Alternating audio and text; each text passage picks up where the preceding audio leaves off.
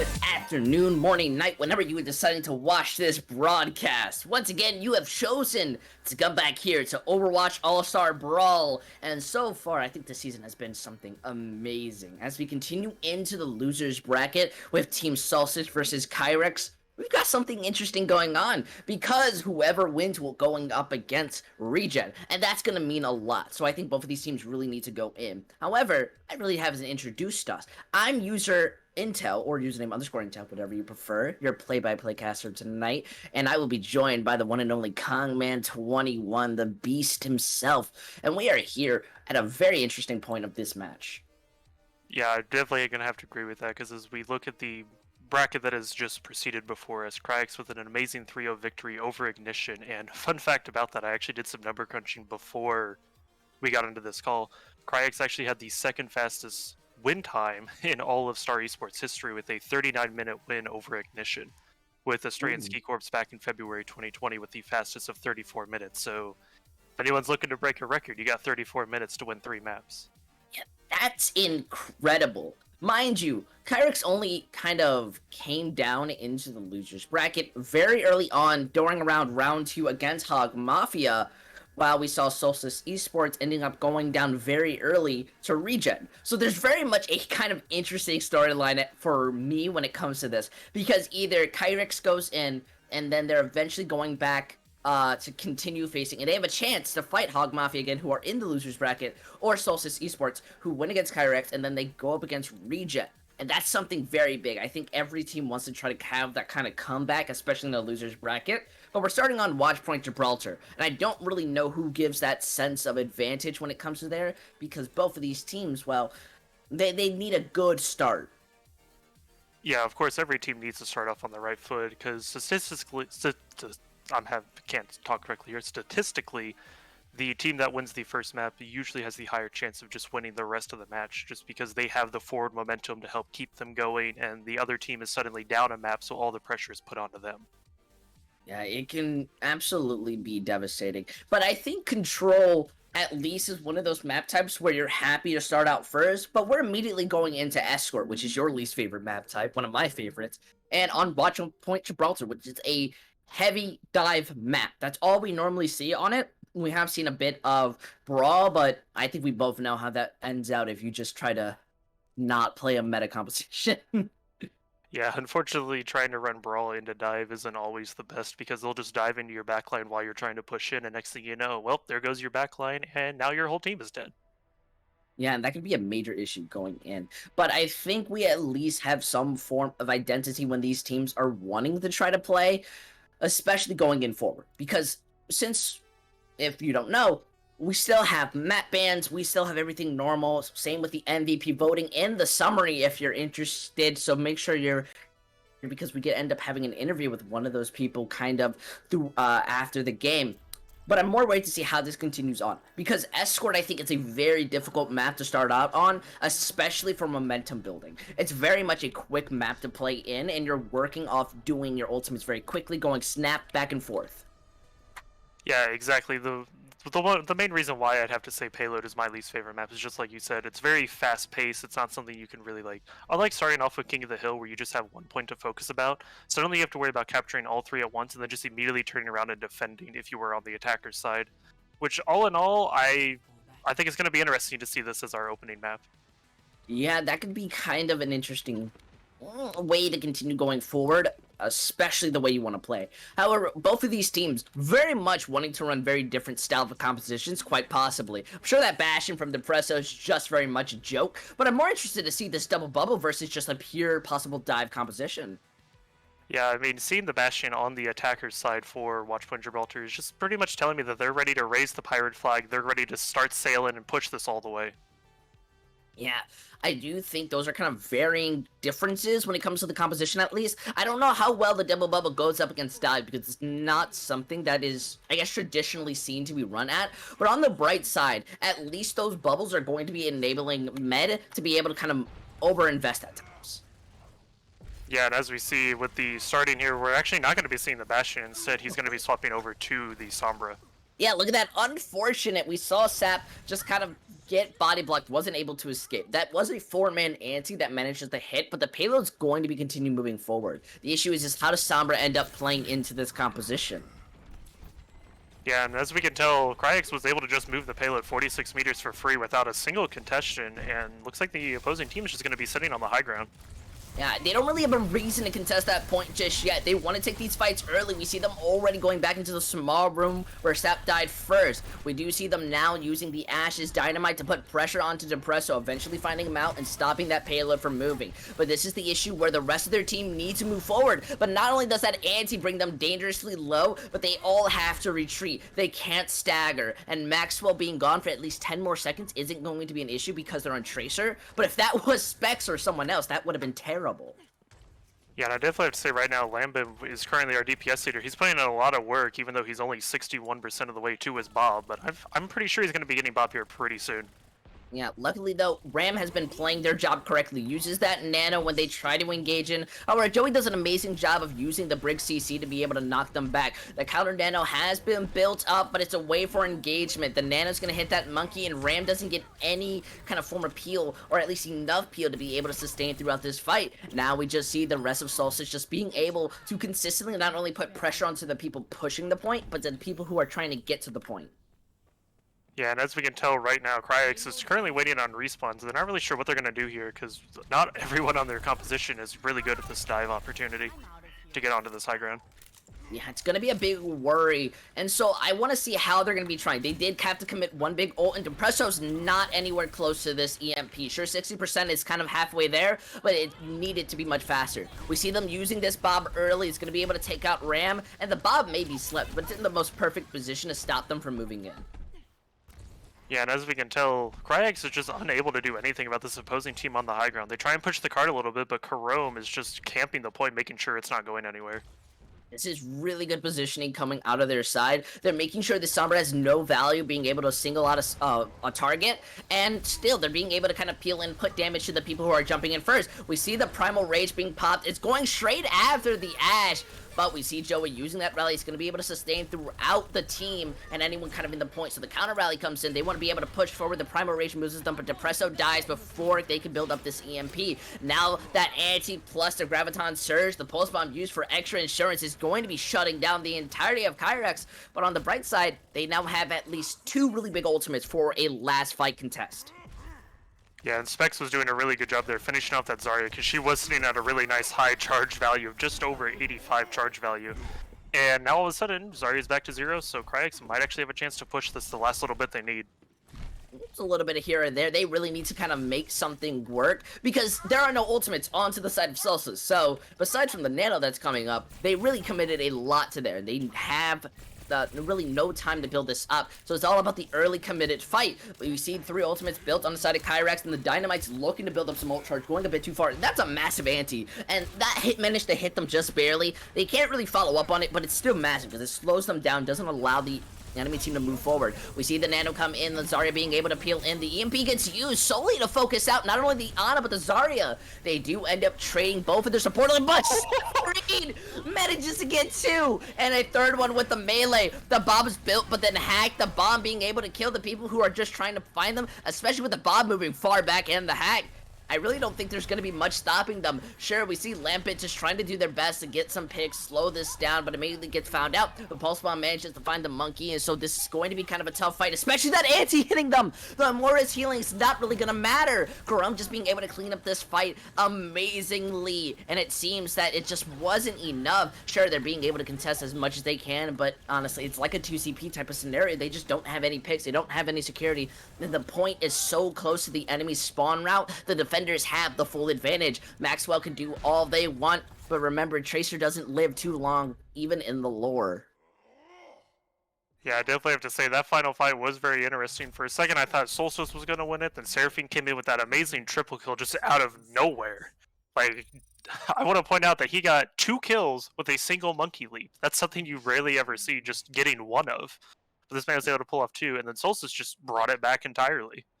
Yeah, but honestly, I want you to kind of Tell me, because I feel that there was a very easy way to go against that double shield, but maybe I'm not noticing something. Was the Sombra not putting enough pressure in? Were they focusing too much on kind of distracting rather than counter diving? Or what was going on with the entirety of Kryix? I mean, it definitely seemed like the Sombra wasn't exactly a strong pick. I mean, unfortunately, you're not like playing against a Ryan or a Sigma where once you hack him, the shield just disappears. If you hack a Monkey, that shield is still out there.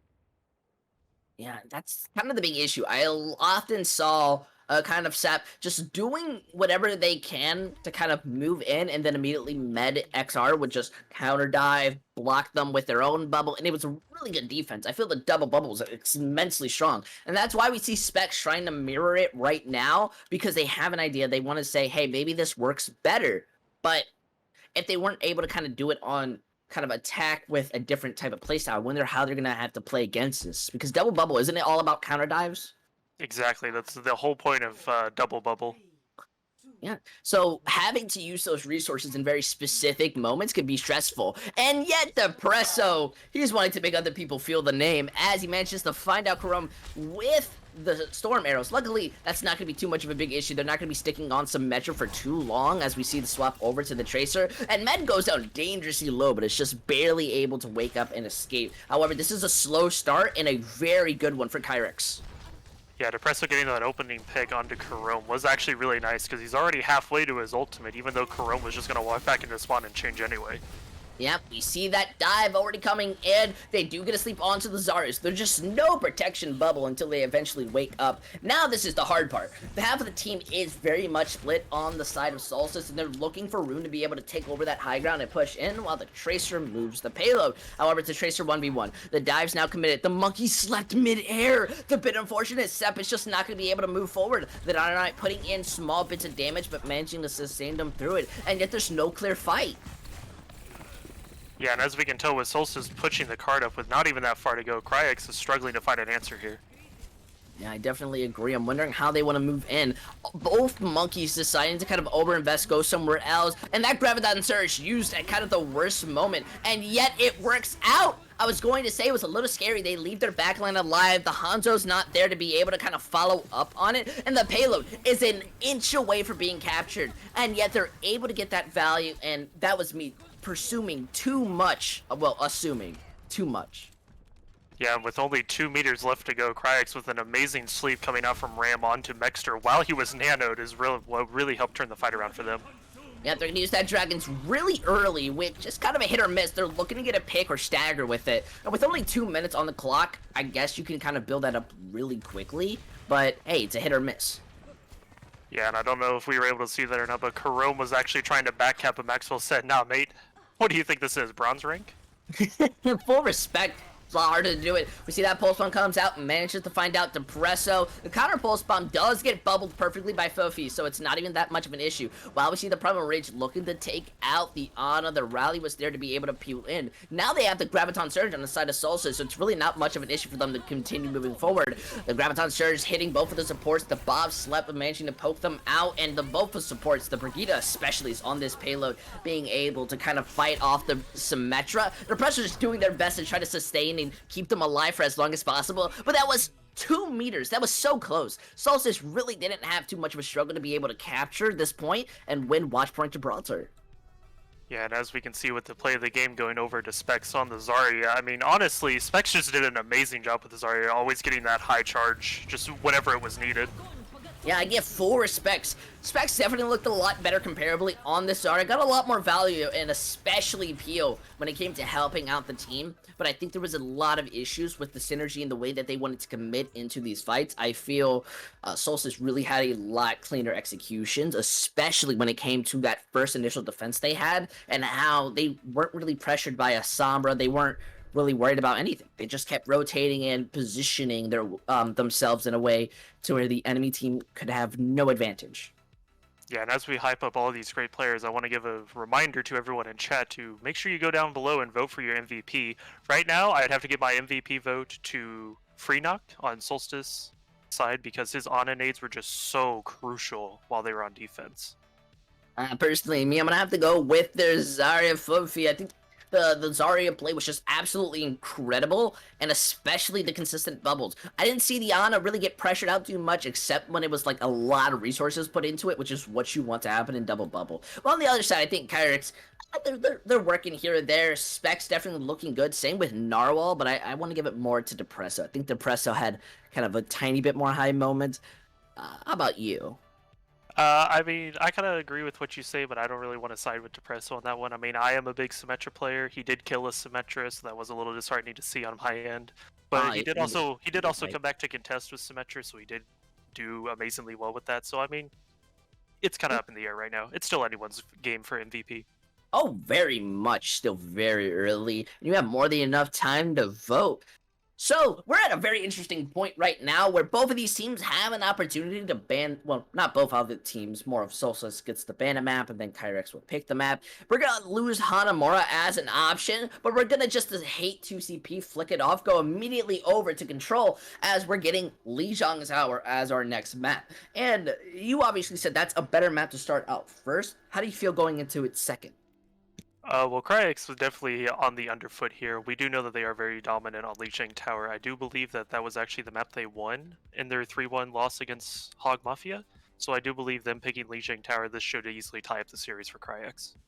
Ooh, I think that might also help them, at least when it comes to mentally pushing forward. I definitely do agree. Lijiang Tower was the map that they won against Hog Mafia to be able to kind of push forward, and they look good on it. When they have their strategies and they're able to execute it, that's good.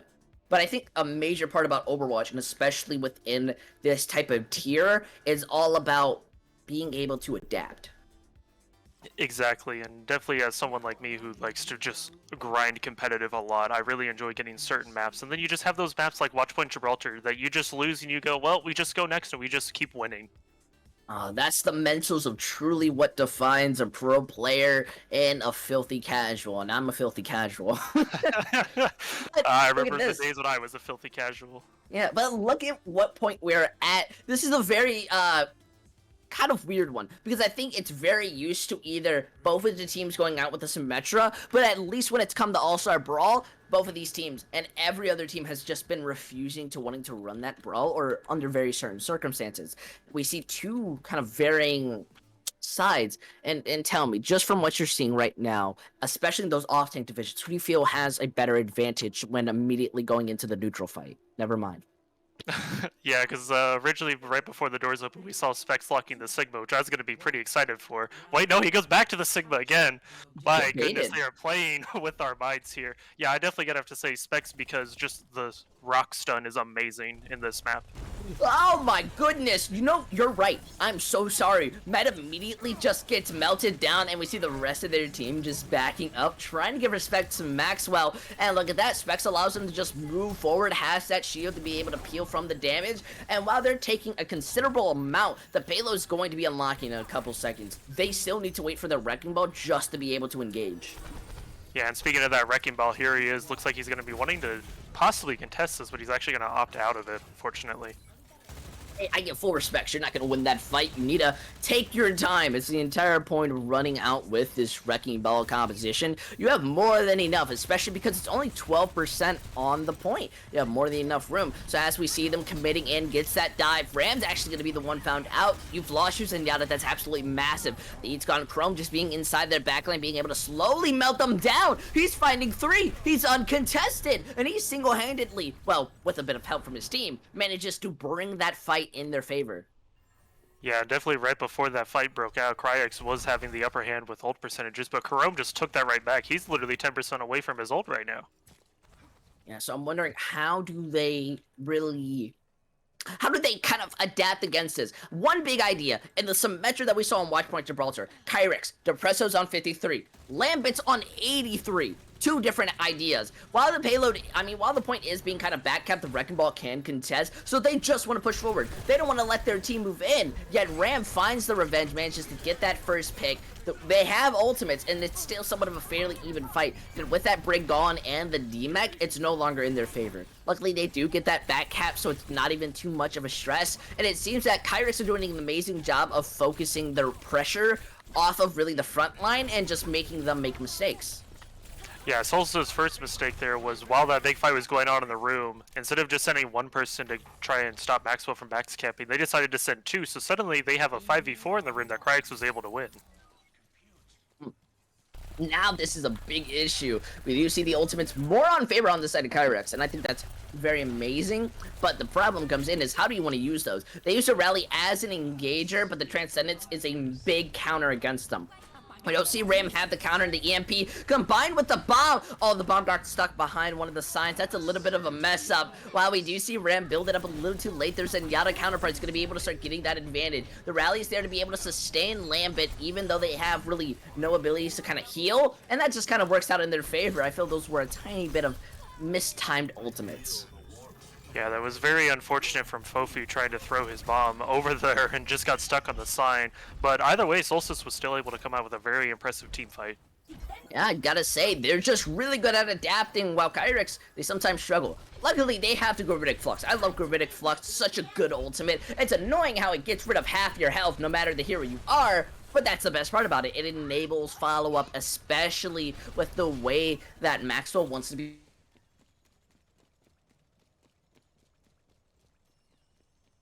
built in. But look at that, the hat goes, now they know what to play around. How do they take this engagement? Yeah, definitely with Specs having his ultimate, Kryix should know that they should be able to easily win this fight, considering in fact both support ultimates were used. Well, you know, I'm gonna give full respects to Saffonine as they use mines and then boop the rest of the team, well, more specifically Med. But still, I don't think you really are supposed to let that happen. When the point's at like 86%, so now it's a one-fight territory, and there's still one small, not small, massive stagger. Yeah, definitely losing the D.Va with 7% left to go. This is going to be really hard for Solstice to retake. Yeah, look at that, Maxwell managing to just bring out the playmaker abilities and the wrecking ball. I don't know what was on Med's mind. I don't know what was going on or how you missed that, but they don't even have a chance of recontest, and we're gonna be seeing Kryix managing to bring that back just barely and win the point. Yeah, I was just happened to actually be spectating Meds. He tried to roll in, and Seraphine was like, nah, bro, this is my point. Get out of here. Very much depressing, I'm not gonna lie to you. But I feel that this is very much kind of not a difference of compositions, but a way of engagement. I wish we saw a bit more productivity and kind of focus fire coming in from the side of Solstice, while I feel on the opposite side they were a bit more adaptive, and yet they decide not to run out on this wrecking ball composition when they look a tiny bit more superior. Yeah, definitely as the doors open up here, we're going to be seeing what looks like two different variants of dive, and even Solstice walking out here with a Karome. Not with Karome. Solstice with Karome on the Pharah. I think it's very disrespectful to run out with the Pharah. There's just no, like, I guess long range hit scan kind of kind of mess with it. So we see as they're fighting on this point, the Pharah is already doing their job. They put amazing pressure in. Unfortunately, they do lose their D.Va, so that's less damage kind of enabling them to move forward. It's not going to be Ian. The hat goes on to the Pharah, and that damage just gets pumped in. They have no room to enter this point, and it seems that they're really getting punished for not kind of abusing some facts. Yeah, Depresso doing a really good job there, just making sure to hack the Pharah, because I was even going to say, unless they hack that Pharah, Pharah's going to have free reign over this entire matchup. Yeah, and I don't know, at least for me as a guy who goes into low elo, Pharahs are very powerful at times, just solely because of how much pressure they're able to simply by existing. It's like a Widowmaker looking down one angle, except the Pharah has wings, and it's literally spamming a rocket damage boosted in your face. Exactly, and definitely as someone who plays at a slightly higher rank, playing Sombra into Pharah is kind of entertaining, especially if the Pharah is not paying attention. You just throw your translocator, you're midair, you get a hack, and you just fall with her.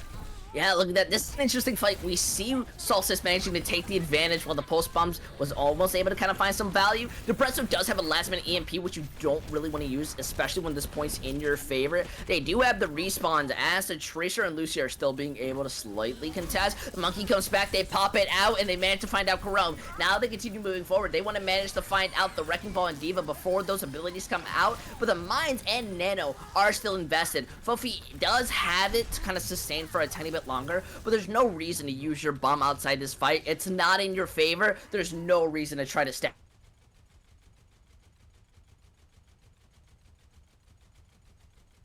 A mech for that stagger, but big shoutouts to Freynok for being able to heal Fofi up so he could get back to his team.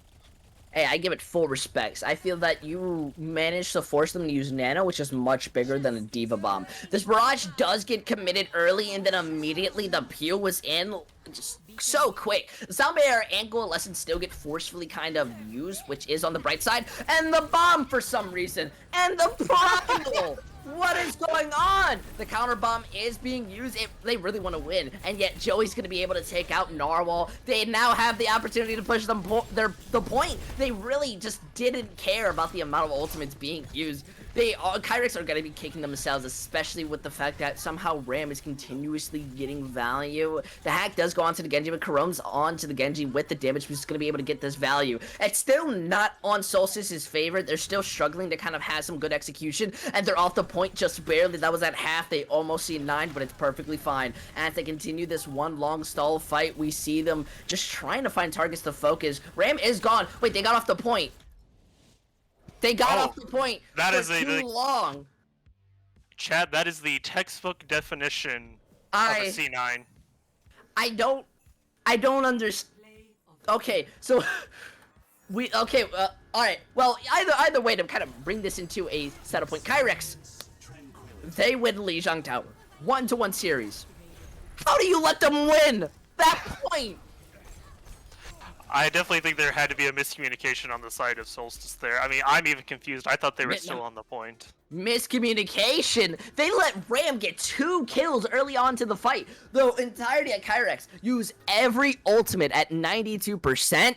And then start losing people. The contest was there. There was just no focus fire. They just weren't playing the game. They just I don't understand. I'm actually so mad from watching from a spectator's position. I don't understand what just happened. They had the picks there. They were building up the ult economy, and yet in the end, they shoot themselves in the face. You know. I mean, if we're being honest, whenever I saw Solstice walk out on Genji, I mean, to be honest, I didn't even see him with the Genji at first. I didn't even notice until he had 2 kills on the board, and I was like, wait, there's a Genji in this game right now? And I thought Solstice had just taken Kryix by surprise and they were going to turn it around right there, but I guess Solstice just likes to C9, apparently. I don't know. You know, maybe that's an ego C9 where you do it on purpose and you're baiting the enemy team. They're like, yeah, we got them to C9. They're going to feel terrible. And then you go directly after them and you're managing to reverse that. You just kill their mentals. So we do get a second to kind of take a breath, rethink everything, because Dorado's the banned map. That's on the bright side. They don't have to play another escort map. Well, that specific escort. But what do you feel kind of Solstice want to be doing? Solstice is definitely going to be wanting to try and find a way to get their footing back again. They won Gibraltar. They just C9 terribly on Lijiang Tower. And apparently there's a miscommunication on what map is being banned. Dorado is actually not in the map pool, and we're going to be seeing Anubis picked for the ban. I'm gonna lie, I felt like something was wrong. I put too much trust in these players to be able to not only play the game, but also not confuse me. Temple of Anubis being gone, I think, is very big. I feel that's a very stagger-heavy 2CP map. Solstice obviously showing us that target focus is not at their highest degree, the level. But it looks like they're just gonna decide to go over to Volskaya. That means we've played 2CP. So if they want you, they don't ever have to play 2CP again. Yeah, and definitely as me, your resident Symmetra one-trick player, seeing a 2CP map, I'm going to be very glad to actually be able to cast one, because you don't get to see 2CP picked very often. Normally it's the most banned map choice. Yeah, so I want you to lay down on me, alright? I need you to tell me, why is Symmetra so good as of recent? I feel that she's been played a lot more, especially on 2CP. I think Hanamura, that's the most evident, but on Volskaya, it's still possible. And could you give me some insight of why she's so good? Well, the big thing is Symmetra's really good at locking down one certain attack, like choke point. Volskaya has 2, and unless you're playing a comp that can take that far left side, you only have one real option to get to the point, and it's through that weird archway right at the start.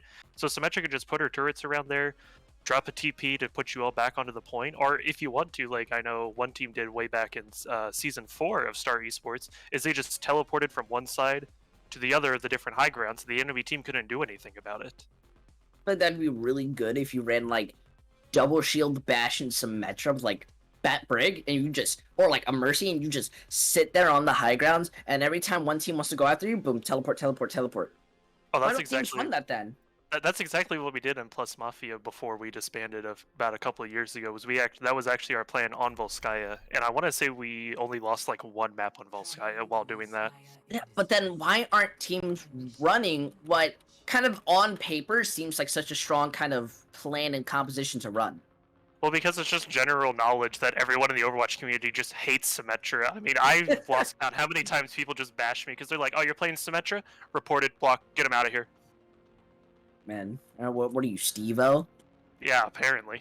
My goodness. I mean, at least the chat understands that Widowmaker is a terrible hero, and the C9 happened in the top 500 game. Although, I'm more interested. I was really expecting to see Double Bubble or Dive. That is the traditional comp that at least gets played onto here, but these teams want to slow things down to what the community can sometimes say is the worst composition. I think it's somewhat fun. But it's Double Shield. And how do you see this turning out, especially of how hard it is trying to break through that choke point when there are two shields in your face?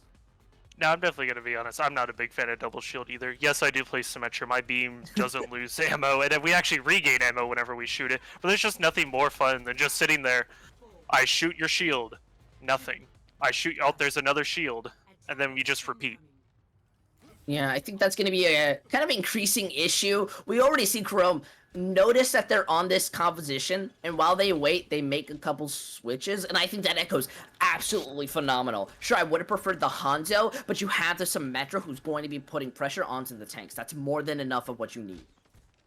Yeah, definitely seeing the Echo here is going to be a really great choice, because if the Echo does decide to clone, whether it's Orisa or Sigma, suddenly you're going from double shield to triple shield, and that's even more annoying to deal with. Oh, it's a headache to say the least. We already see them having some form of issue being able to move in. By the way, if I didn't say this already, Solstice is on the attacking side. They want to be able to move forward, and they're having trouble finding this first kind of movement to go in. The Hanzo puts more pressure onto shields, and look at that. That pull was absolutely amazing. They have to use Immortality. They have to use E just to use all their resources to move forward. And while that point is almost back-capped for the first stick, it gets contested. The entirety of Kryix are doing an amazing job of putting that pressure in. Yeah, and as we can tell, Kryix is unfortunately having to give up part of the high ground as they watch Solstice just rotate around, and now they're currently sitting in the computer room. Oh, wait.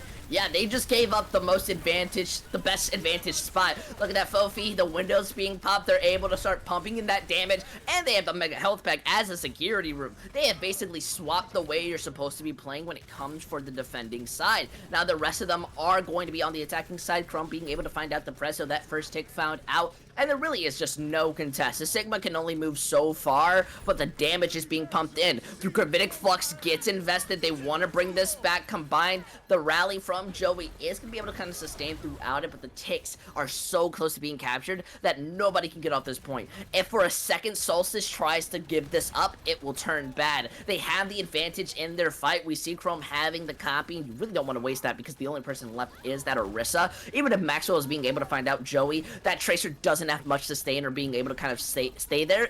If the Presso isn't really helping you get those picks, and yet they don't really need it too much. However, the rotation was a little too long. We're going to be seeing them capture the point.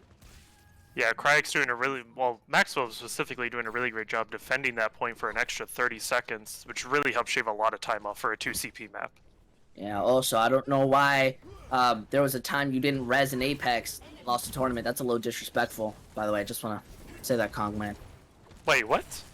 Yeah.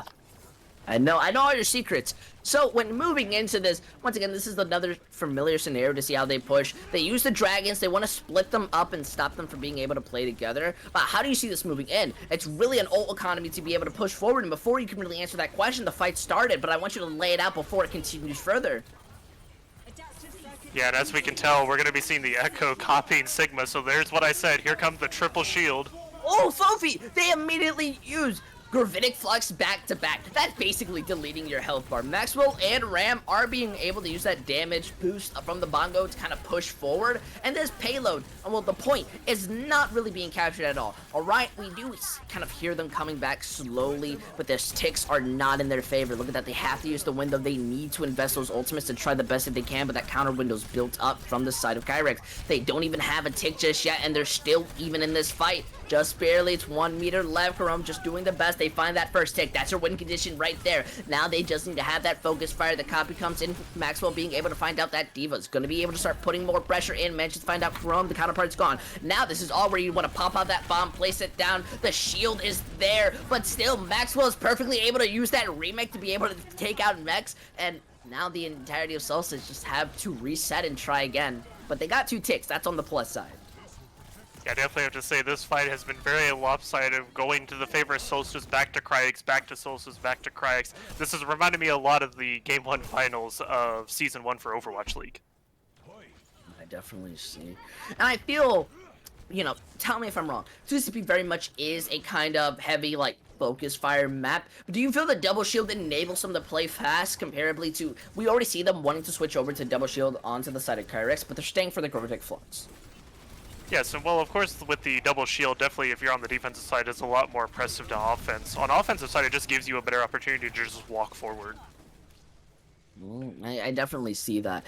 This is the moment they're waiting for Specs to move. They find out Lampet perfectly. The Pulse Bomb came out, immediately stunned. Boom, killed. They don't want to push him without their Tracer. I feel like this is kind of the moment where I feel Double Shield has its weakness. They really want to use this Bongo, but they're at a 5v6, and they really need that Tracer to kind of clean up these picks if they want to be able to move forward. So, we just see on the side of Kryix, they're just building up their ult economy. Yeah, and as we actually take a look at that ult economy, it's currently 3-3 ults, and Kryix still holding on to their Gravitic Flux. Hey, I fully respect it. Don't have to use it now because the gold is still there. That dive gets used combined with the nano. Maxwell's the first one actually going down.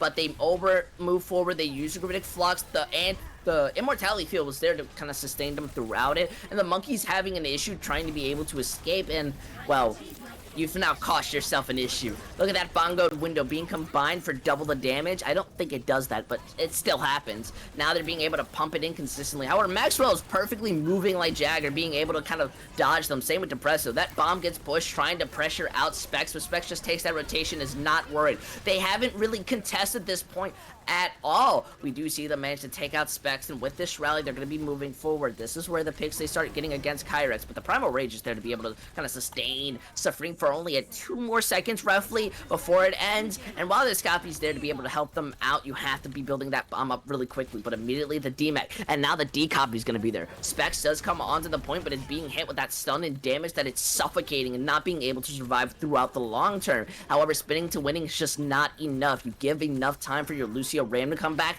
but in the end, there is no Ram game in this game, and the Reinhardt really is just going to be one big target to be able to shot at. And while Depresso has that pulse bomb, it's a little too gone. Maxwell just not having the dive properly, and they just barely managed to capture that at 30 seconds. That's absolutely beautiful. I'm going to go ahead and let you take a little bit of a breather, because that was a fight that just looked like it would not end. And now Kryix is going to be jumping over to the attacker's side. And what do you think the Kryix is going to try and do to get better than a 30-second time bank? Alright, well, I'm not gonna lie to you, I got my glasses back, so now my eye vision hurts 2 times more as my eyes are readjusting to it. But I feel Kryix, they probably want to run out either on pure dive, or you just go straight into that double shield. I feel they won some of those fights, but when it came to kind of those last issues, they just didn't have the focus fire, and they were starting to panic, especially not having an ult economy built up at that moment. They use it very early on. So as we see, it looks like they just want to spit in my face, quite possibly, and they're still deciding. So I'll give them a moment to breathe. The Wrecking Ball composition, I don't know how well that allows them to move forward, but I think that's a really strong kind of composition to play against Double Shield. And yet Lampet goes onto the Sombra, so the counterplay is already there. Yeah, and definitely if the Wrecking Ball knows how to play Wrecking Ball pretty well, he can easily flank around on this left side, which getting through that little narrow gap there is kind of difficult on a giant swinging ball. To be able to get behind them and boop everyone in front of the shields that they just placed just makes Double Shield completely useless. So, alright, be real with me. Wrecking Ball composition, do you see it being able to kind of get this pressure, especially where both of these teams are standing?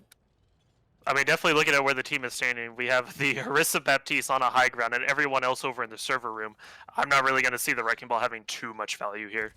I mean, it does hurt, though, because Ram dies immediately, then they have to use that res, and now they're being pulled. They're not having that sustain. Just look, poor Ram, not just being completely bullied, but they're having an issue trying to find that setup and being able to move forward. Look at that. They do, however, manage to find out Mead, making me bite my tongue and look stupid. While Specs does get picked out, they don't need the Sigma to continue moving forward. That Immortality is already pressured, and they're having troubles being able to move forward with Maxwell just running inside their face, being able to pump in that damage. They're still taking those rotations without any too much of a stress to be able to kind of move around, while we do see Depresso onto the high ground. But who has the advantage still in this fight? Yeah, definitely Kryix is making me eat my words. I didn't think this wrecked ball would have a lot of value, but Seraphine's doing a great job getting in the back line, harassing the enemy team, and just making sure they can't have a good time. Yeah, look at that. Ram, though, is able to find out Lampet. However, has to trade their life, but the Somber pick is much more valuable than that Zenyatta because you have the Mercy who gets that res in, and now you take this in a 5v6. They don't really have an ult economy on the side of Solstice, so they're struggling really to push forward. However, the press was able to find out Chrome. They use this Val. The window gets stuck at an angle, so it's not going to get the most value, and Joey gets stuck with the Pulse Bomb. We do see Fofi just doing their best to use that Gravitic Flux to be able to take out the Wrecking Ball, and it does enough damage, but they don't have the security to be able to kind of finish it out. And look at that. It was a long, kind of awkward fight, but the Wrecking Ball composition manages to bring it out and even force some swaps. Yeah, and once again, Kryix making me eat my words. Seraphine already running up to the point. My goodness, Kryix is not holding back. Now they're taking this fight very early. They just want to move forward. That bomb gets hacked, doesn't able to move forward. We see the mines coming in, splitting them up. The double shield's going to struggle to push forward. Luckily, they're on the high ground. Joey uses that rally to kind of sustain throughout this poke and help out the Baptiste, but the Baptiste just jumps inside the mines and is eventually going to die because of it. Now they don't really have much to be able to contest this point. There's a Brigida. The Doomfist comes up, but the Transcendence is going to be able to sustain throughout it with no sweat. The Gravitic Flux now looking out for the Brigida is going to manage to break them inside that small room. There's just nothing that they can do. Wrecking Ball spinning to winning, looking to just Beyblade, let it rip, but they only died in the end. And while we just see Fofi just doing their best to be able to sustain this, the Immortality's gone. They don't have a mech. Doomfist drops down, goes for the slam, but is immediately being pressured out with the rock. Has no room to play this game. And honestly, if you ask me, this is just one long stall of a fight, as Solstice just don't have the ability to stay alive for too long. Sure, Medic Zakar is going to be coming back with the rally, but look at that. The Valk gets used, and they basically not only triple but quadruple your time bank, being able to capture with 4 minutes and 38 seconds, which lowers your thing down just to barely a minute. Yeah, and I definitely have to say that I believe Kryix heard you talking some pretty mean stuff about them, saying how they don't have the focus fire on this map, because watching them on the attack side there, they made sure that no one on Solstice stayed on that point for more than 5 seconds. I'm gonna have to apologize. I don't want to get that text message after the game, just like, heard you were talking. You know, that's something I get scared of every time I say something bad about a team, and then they immediately prove me wrong. It's just a clip that they'll be able to send. But I think there are very major differences that these teams are having to be able to play. First off, stats-wise, I feel there is a majority difference. Lambet's dying more often comparably to his counterpart, while we're seeing Narwhal live longer comparably to their counterpart. I do think, statistically speaking, these stats are still somewhat even, but they're still kind of dispersed. The person getting the damage in are the DPS, while on the other side, when it comes to Kryix, they're somewhat equally doing it. The tank line and the support and the DPS line are kind of close together. Yeah, I definitely want to point Specs the off tank for Kryix. Currently he's sitting just under 9,000 damage. He's just outdoing his role so much right now. It's fully impressive. I feel more bad for Med, who has taken over 11k damage. Arissa's just a bullet shield, and that hurts. Yeah, but then we also look at Freenok with just under 11,000 damage taken for his support. That's gotta hurt even more. Oh, I didn't even... Poor soul, amen. I have to pray for you in the future. We see them being able to move forward, and now they want to find room. That slam's absolutely beautiful as it puts the pressure in, starts forcing out those abilities, but Narwhal gets traded. That hurts a lot. Ram does get the value by managing to find out Joey, and they're making them rotate in a very uncomfortable position, but they're still finding issues being able to push forward. Look at that, they're stuck inside this small room. Ram does go down. This is the opportunity they're waiting for. Yeah, and unfortunately Lambert is going to have to translocate out because 4 members of Kryix are still there and they had his name written in their books. Yeah, look at that. They're playing inside the Mega Health back room, just like they did before. It's really no sweat. And they're putting pressure on to the point. Luckily, the Wrecking Ball composition allows them to come back very quickly and kind of contest, so they do manage to find out Joey. But Maxwell's gone. He needs your Tracer alive. The window gets used inside the small corridor. And look at that, Wrecking Ball tries to move in to help, just immediately gets pressured out. And this is where the support lineup of Joey and Frennock are doing an amazing job. Look how much healing they're doing comparatively to the enemy team. 14,000 healing. Yeah, I definitely have to say that is a lot of healing coming out from Frennock on Solstice Esports side. And unfortunately, looks like we're not going to be seeing much of a draw here as Solstice Esports is ready to take the second point. Yeah, I definitely agree. Although Baptiste does enable them to get more healing, it's still something to say. Now we see them waiting for that moment. That pulse bomb was almost massive. It does force them to use that immortality. They don't have it for this fight. The slam goes down, combined with the mines. They manage to find out Ram, Narwhal not gonna be able to survive. They've used it. They're using their resources. They don't have room to build up those last second ult economy. We see the bongo. The Gravitic Flux being used, plus with the Bob. A Bob gets hacked and that gets canceled. They don't have any room to contest this point besides from the Bob just doing their best. Look at that, already going to be gone. Ram's going to be hacked and immediately pressured down. The Bungo gets used. Espresso is going to manage to find out Lampent, but you really don't have room to kind of help that out. First tick managing to be found, and yet they're still being able to move forward. We see the swap going over to the Reinhardt. They just want to try to make some type of difference. The Reflux manages to go up in the air. It is going to miss everybody on the side, but look at that. Narwhal, the Reinhardt, Maxwell being able to find out Veronica, and they're just having an issue being able to move forward. Kryix are so struggling just to find much as they can, while Solstice just continues to push forward, having the target focus. The Presso doing their best to kind of stay in the air in the point line. But look at that. That's a full capture in about a minute, roughly speaking, you know? Yeah, I definitely have to say, even with that extended, the very long extension of overtime, Solstice coming out here and just showing that it doesn't matter.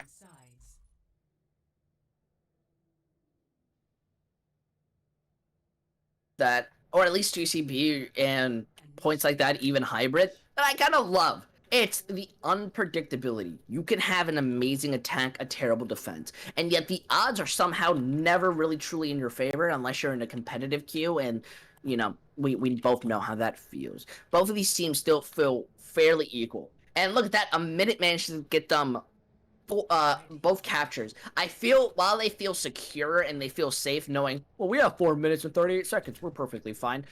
I feel that's worse to have in a scenario like this, because there's no adrenaline pumping in anymore. You're going to feel fine until it's the last second.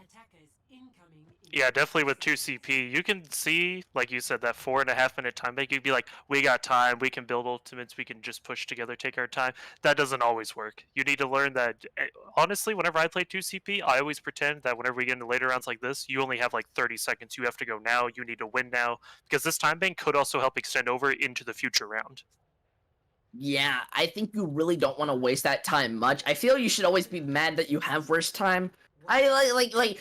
Don't get me wrong. Be proud that you did such a fast attack, but be scared. You now have all this time, and if you lose it, everyone's just gonna say, well, they had 4 minutes. How did they lose that? Yeah, it's definitely a bad rep to take back whenever you finish a match. Is whenever you go back and look at everything and you're like, all right, guys, you had 4 minutes and you couldn't cap the point. What are we doing?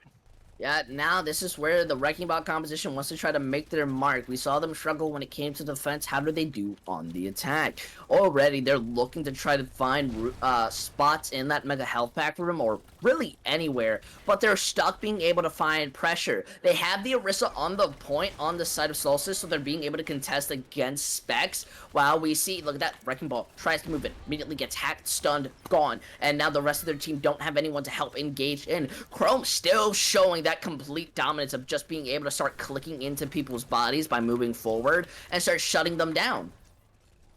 Yeah, and just like I was saying earlier, like if Kryix didn't have this extra minute and everything, they would have already lost. But now here they are with 3:30 left, and like I said, they probably had the mental attitude of, we got time, we can still take this.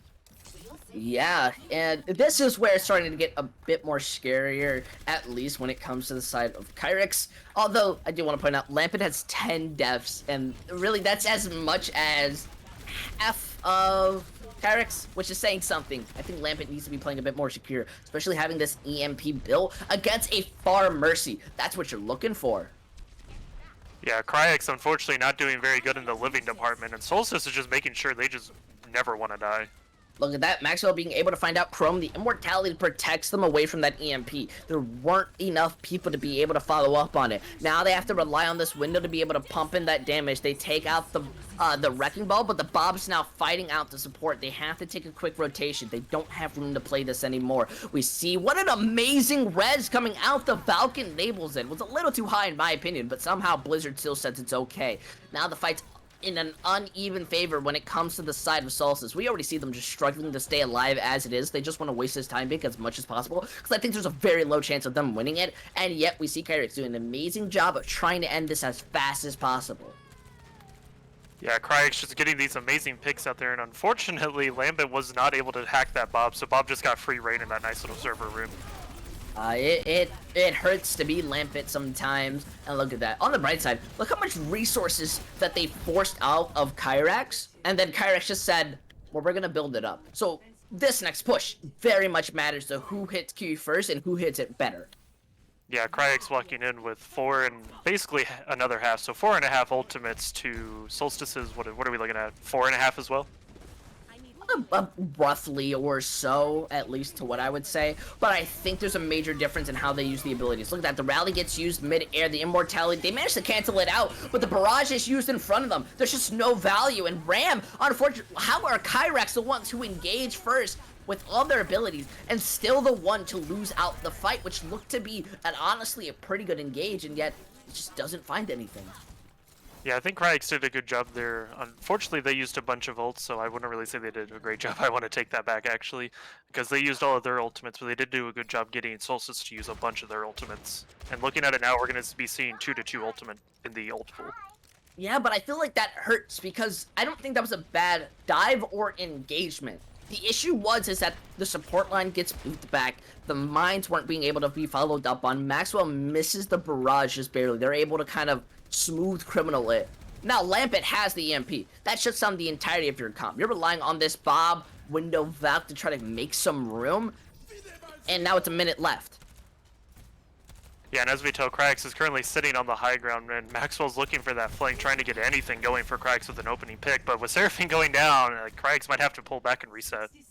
I am loving the fact that Lampet is pretty much playing aggressive. Sombra and the entirety of their team is being able to kind of move forward. They don't have much to worry about, and they really want to take this fight as early as possible, while using no ultimates, because you have 2, they built up 3. Look at that Bob being thrown out, immediately is going to hit in the middle of the point, doesn't even get that free contest. The EMP gets used, takes out that far, the Valk is there, but the window has to be used just to be able to pump in that damage that they're missing. However, that Bongo, well, it's gone at this point, so it doesn't even matter to kind of mention. But you see Maxwell now playing a little over aggressive, looking to take them out, but gets punished for it eventually. Pulse Bomb does miss, but now there's nobody fighting on the point. Narwhal gets that free res because there was just nobody being able to contest against it, and they're struggling to kind of find some room to contend onto this point. That is a beautiful mine, stopping them from moving in through one way, but look at that, they've only got 1 tick. It's now going to be going into overtime, and they're slowly breaking down. We do see Chrome coming back, being able to kind of put in those pressures, but they're just relying on giving their team a second to build up those ultimates.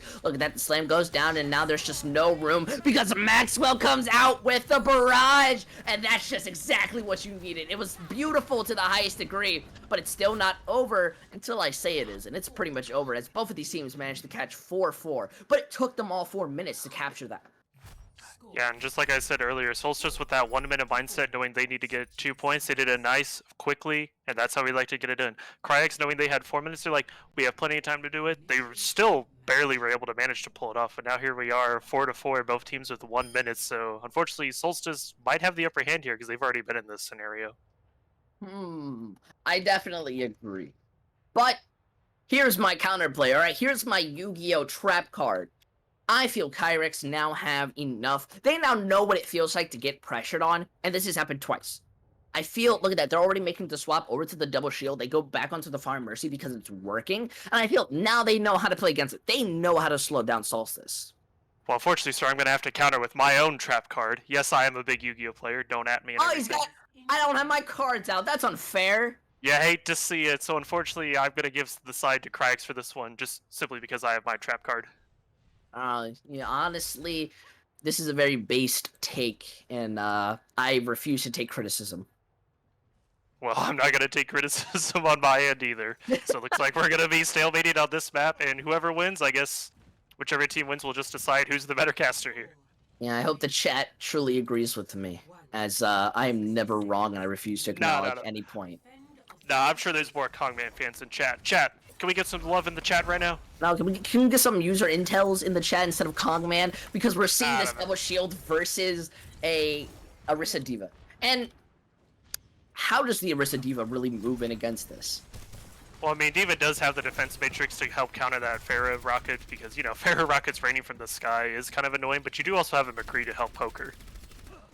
Yeah, now look, they're moving forward. They're stuck inside this small room. Maxwell's already at 50% barrage. Look at the resources they have to invest. They didn't really have to use those, the immortality. They had to use their shields. And the Pharah, oh no.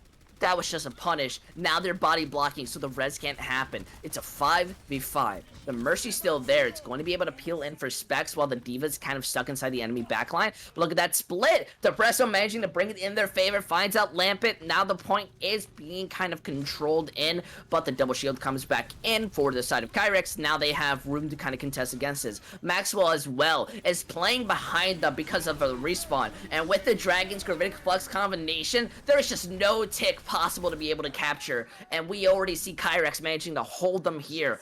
This is either a draw or a win. Sorry, I was just observing the Pharah launching herself into the space program. My lord, she flew high. But what can I say? Kryix able to defend that point? What did I say? What did I say? You know. Listen, okay. Kryix, they still have a moment to win this, okay? They still, because if you've forgotten, Solstice are the red side. I'm going with the blue side right now, and all they need to capture is a tick. A tick. How do they'll be able to get a tick. All right, Maxwell on this Pharah, Depresso on this Hanzo, Specs on this Sigma. Now, sir, please let me inform you on something here. I don't think you realize Kryix is on the blue side. So you are literally siding with Kryix right now, proving me even further. Wait, no, wait. Have I been on the? Am I confused? Chat, user intel, sides with Kryix. No, wait. Have I been on the wrong? Wait. I'm pretty sure we understand that Kryx's logo is red, but that does not always mean they are on the red side, my man. This is not my fault, right?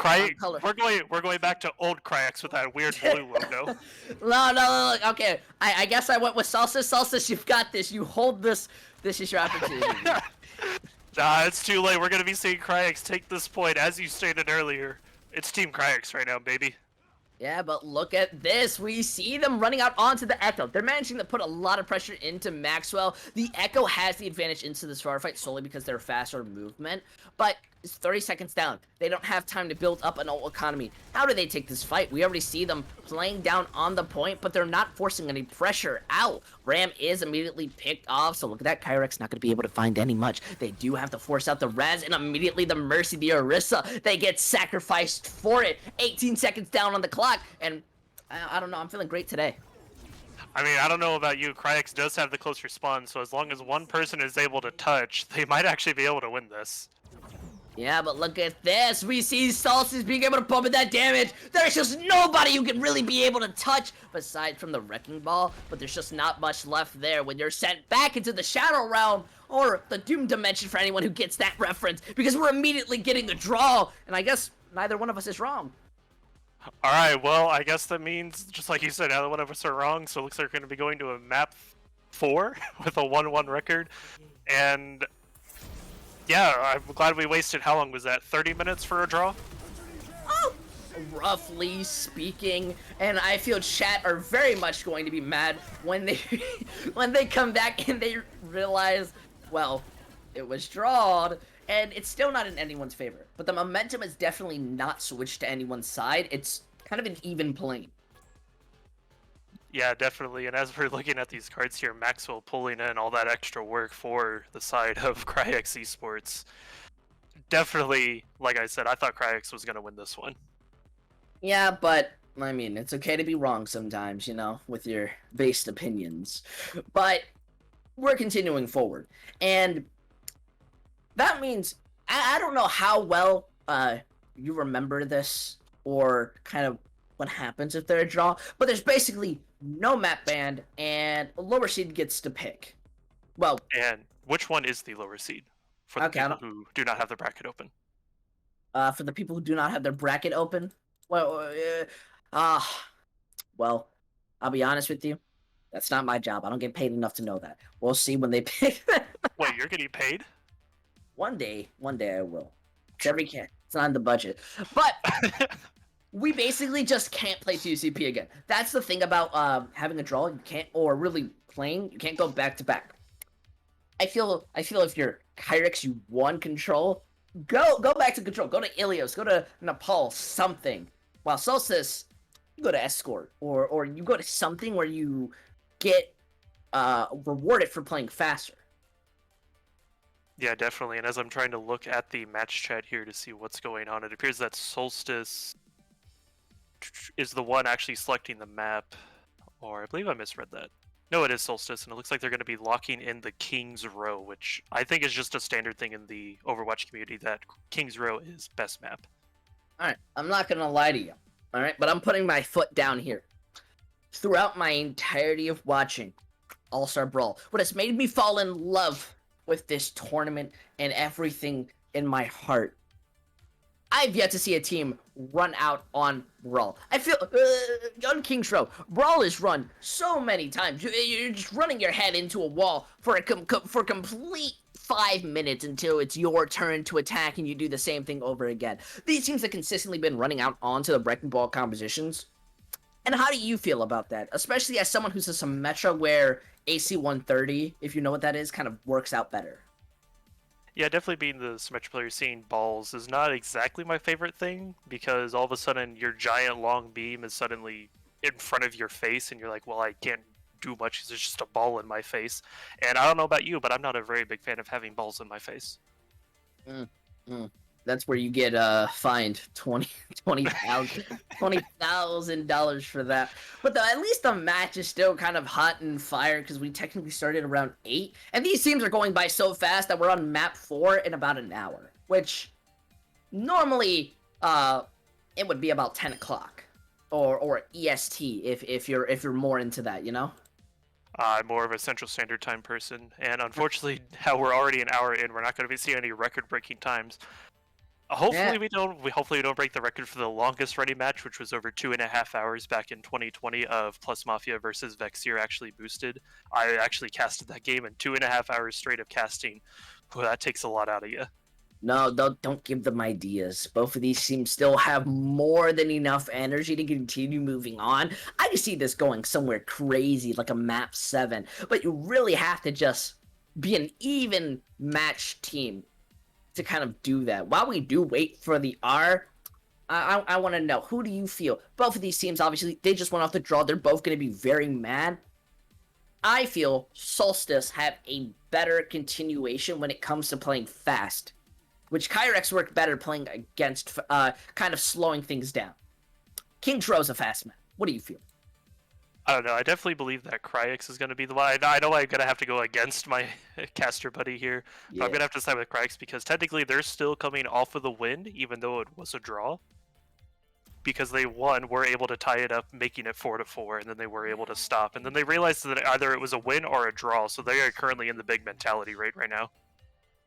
Oh, fair enough. You know, you're definitely. That's actually a good point. I'm gonna retract all my statements. Gotta have to, drop the ego, focus on the grind, as no one says. But I love King's Row. Very much a closed-in map. Everything's about Maywalls and corridors and trying to make your enemy team have mistakes. I feel that's the better point to when it goes out. And look at this. We're already seeing the Brawl composition move in. No, yeah, the Wrecking Ball. No, I was scared the Roadhog was coming out for a second. You don't ever see the Roadhog. We see the traditional Brawl. Are they gonna run out on this Wrecking Ball? Like, what is your confidence on that? I mean, honestly, this map is pretty good, because you have the giant statue right before the point to grapple onto, and while you're swinging over, you can decide, while you're on that statue, if you want to say, nah, it's time to swing back to spawn and change, or fully commit and go to the point. I mean, I feel... Whoa, the double shield? Okay, explain this to me. I'm gonna be honest with you. I don't know if they're just sticking onto it, at least in there, especially with that support line. But how does Double Shield go against a composition that's about running into you? I mean, it's definitely one of those, if you're playing Double Shield, you're the one that kind of helps decide when the fights take place. And unfortunately, as I'm speaking too soon, because that Maywall is just kind of going to know that fight's being brought right to you. My goodness, Solstice have an amazing Maywall to wall them off, but now look, they're going into a poke zone. The Maywall manages to miss, and they're just looking for any type of advantage on the side of Kryix. Both immortalities are used for that Maywall, stopping them from escaping. The freeze is there, and now this is where they start to show Overwatch 101. The poke comp wants you to take those long rotations and have you in those central corridors. You basically just gave them a free ult economy. Yeah, Kryix not doing a very good job of initiating that fight. Unfortunately, they honestly should have just let them run up into that little place and fall back to the point instead of giving up the high ground, because as we know from what Obi-Wan says, it's over, I have the high ground. Yep, nobody being on the high ground. I missed that main tank, and look at that. They managed to use the window to pump in that damage considerably to where they're just gonna say, you know what? We're not gonna do anything. Solstice somehow managing to play faster than a brawl comp, and that's pretty impressive.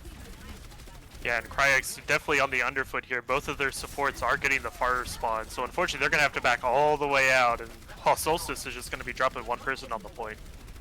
This is immensely just rude. They are doing their job by overtaking their space. They don't have the Baptiste with them. That means they basically can leave the moment the Lucio. Look at that. The Dragons comes out. They're not able to eat it. The Reinhardt's gone. They're now using their window to make something happen, but both sound barriers are going to keep these teams at a stalemate. Yet the Gravitic Flux, that gives them a small advantage. Ram just gets pumped down. Just not going to be able to survive. Gets a bit of that healing, but look at that. Depresso's going to be the one gone. There's enough CC to stop that Doomfist, and they're in a very uncomfortable position. But look at this, the points being contested. They don't really have anyone to go back for a second, as they have to force everyone, and yet the Orisa still moves forward.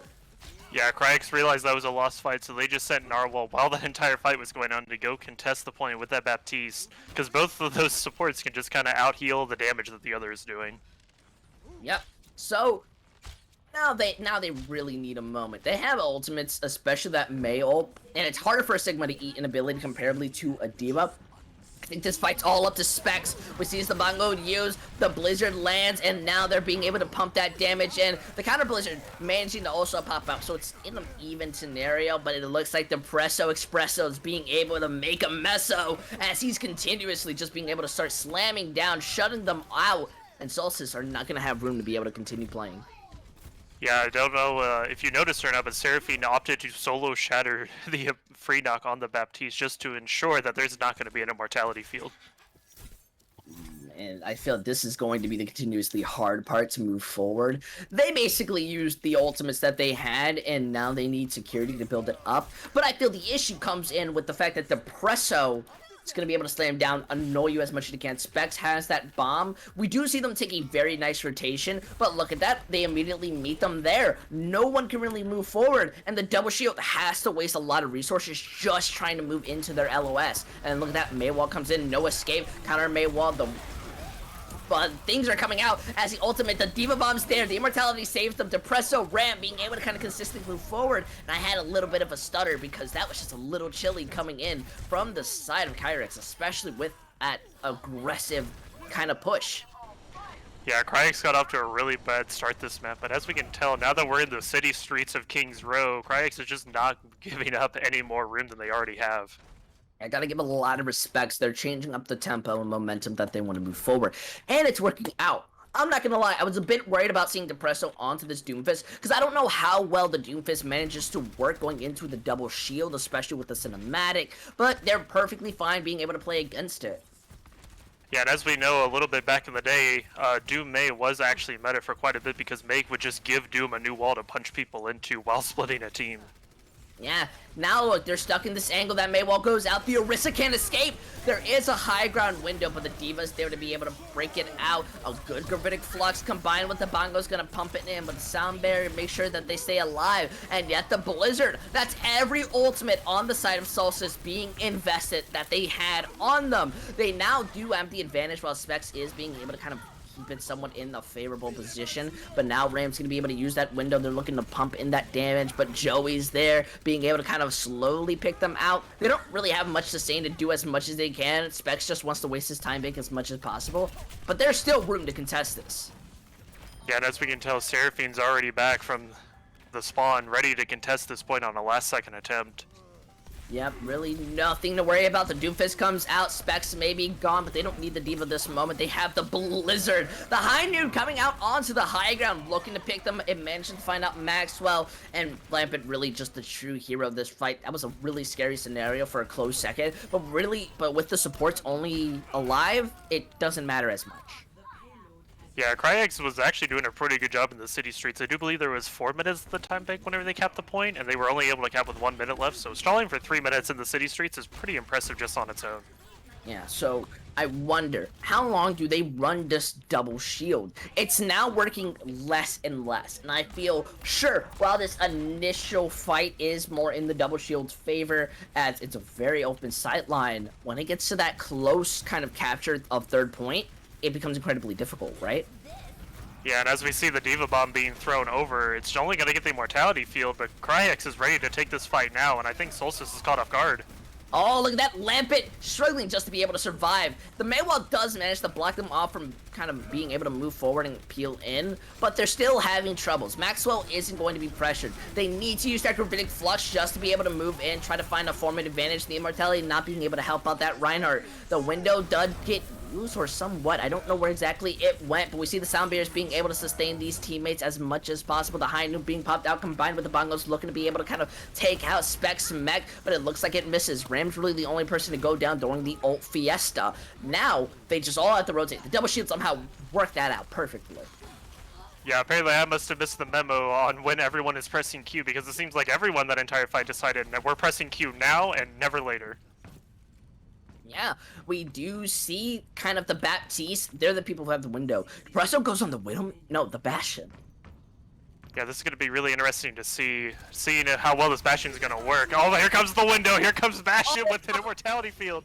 That's incredibly toxic. Not only is the Immortality in a spot where they can't kill it, but the window pumps in that damage and starts shutting them down. Sure, the Orissa's gone, but they've lost their Reinhardt. Specs being able to overstay their welcome. The Bastion is in the perfect ring to just start shooting. Nepresso probably feels great today. Yeah, it's not very often you get to see a Bastion anymore in the current Overwatch meta, but when you do, he's always ready to bring a lot of destruction. Yep, just being able to move forward, and that's the unpredictability about Bastion, because you can't play the double shield into it anymore. They do have to switch over to the Brawl, and they're relying on both DPS souls. This is scary. Yeah, with only 10 seconds left, knowing the enemy team has a Bastion, they currently don't know where he is because he keeps changing positions. This is going to be frightening for Solstice. Look at that, the Blizzard gets popped, and it's perfectly on top of the entirety of Solstice, and the counter Blizzard does get used, but Depresso's in a good position, combined with the Bomb Shatter. It's massive! Specs able to hit that 2K, and they're being able to cleanly sweep it up. It seems while Solstice, they did a good job of capturing the first point. They tried their best to capture the second point, and while that sound barrier allows them to hold that third point for a tiny bit longer, I don't think there's going to be anyone who can consistently contest this point. The Wrecking Ball comes back trying to spin to win, but with the window up, at least on the high ground, they pump in that damage, using that sound barrier as a last second security in the Bastion. Well, it's uncontested, and I feel like Solstice is going to be feeling a little depressed as they're not able to capture the third point. Yeah, definitely. I'll be honest, I lost a little track of where the Bastion was during that final fight, which honestly I believe I was in the mind of Solstice there, because you couldn't even contest that Bastion half the time. He kept changing locations. It was incredibly rude, I'm not going to lie to you, because at least what we see traditionally is the entirety of the team, when a Bastion is played, they bunker down, and that was an issue that they didn't have. They weren't scared. They knew that Depresso knows how to rotate. They know how to be able to position themselves. They're perfectly fine. They don't protect them at all. Rather, they take the fight directly to the entirety of Solstice, and the Bastion's able to get value because nobody can walk into them. There's no objective or clear way to go through it, and that was an amazing way to play against it. Yeah, definitely if you look at different Bastion players at different ranks, you see like bronze level, they just sit in one spot and go everywhere. And then the higher the rank you go, the more and more often the Bastions like to change places. And I'd have to say to Presso, he was just all over the place. He was in that top 500 mentality. And That's a little impressive. So, right now, again, we're at the fourth map Kings row, and this is just gonna be on the attack of Kryix. So far, if you think the Presso for just playing Bastion deserves that MVP title, remember you can check and vote currently in the description or summary, wherever you want to call it, of the Twitch channel.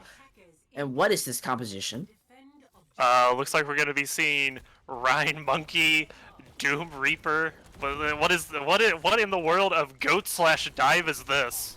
Look at that. They are being able to kind of move things around and play a lot of angles at the same time, but they've lost their Reinhardt. Luckily, the Monkey's going to be able to kind of play that role while Maxwell's being able to kind of move forward. I don't know how this composition works because I don't understand how exactly their objective is, but yet Fofi goes down and they're forcing Chrome to go on to the Reaper.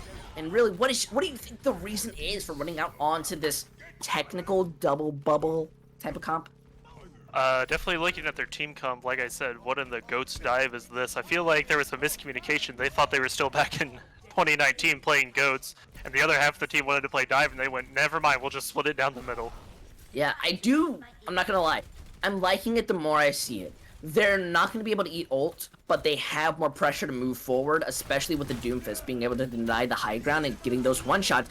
Ram uses that window. They managed to force out the Mei wall. Sure, the Blizzard's there, but they're all so split. It's really not going to help focus down anyone. The Monkey's there, but they have the main tank still built there from the Reinhardt, so they can just continue moving forward. That Slam's going to take out the Immortality, and while they fight in this corridor, we already see them just overstaying their welcome. The entirety of Kryix have found a new solution, and they are just unscared about pushing forward.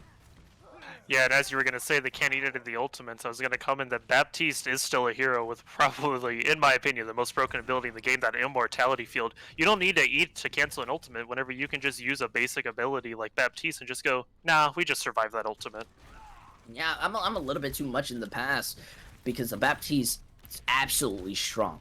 And sure, you're not building up that nano for specs to be able to kind of go in, but you don't need it. They have to use the bongo just to be able to build in that damage to kind of sustain. The shield gets broken, the Reinhardt gets picked up before they can escape. The Monkey sure is in the backline, but they don't really have the room to contest, so they decide, hey, let's peel for each other, let's retreat. Yeah, and as Kryix retreats, and it doesn't look like none of them are going to go back to spawn to change characters.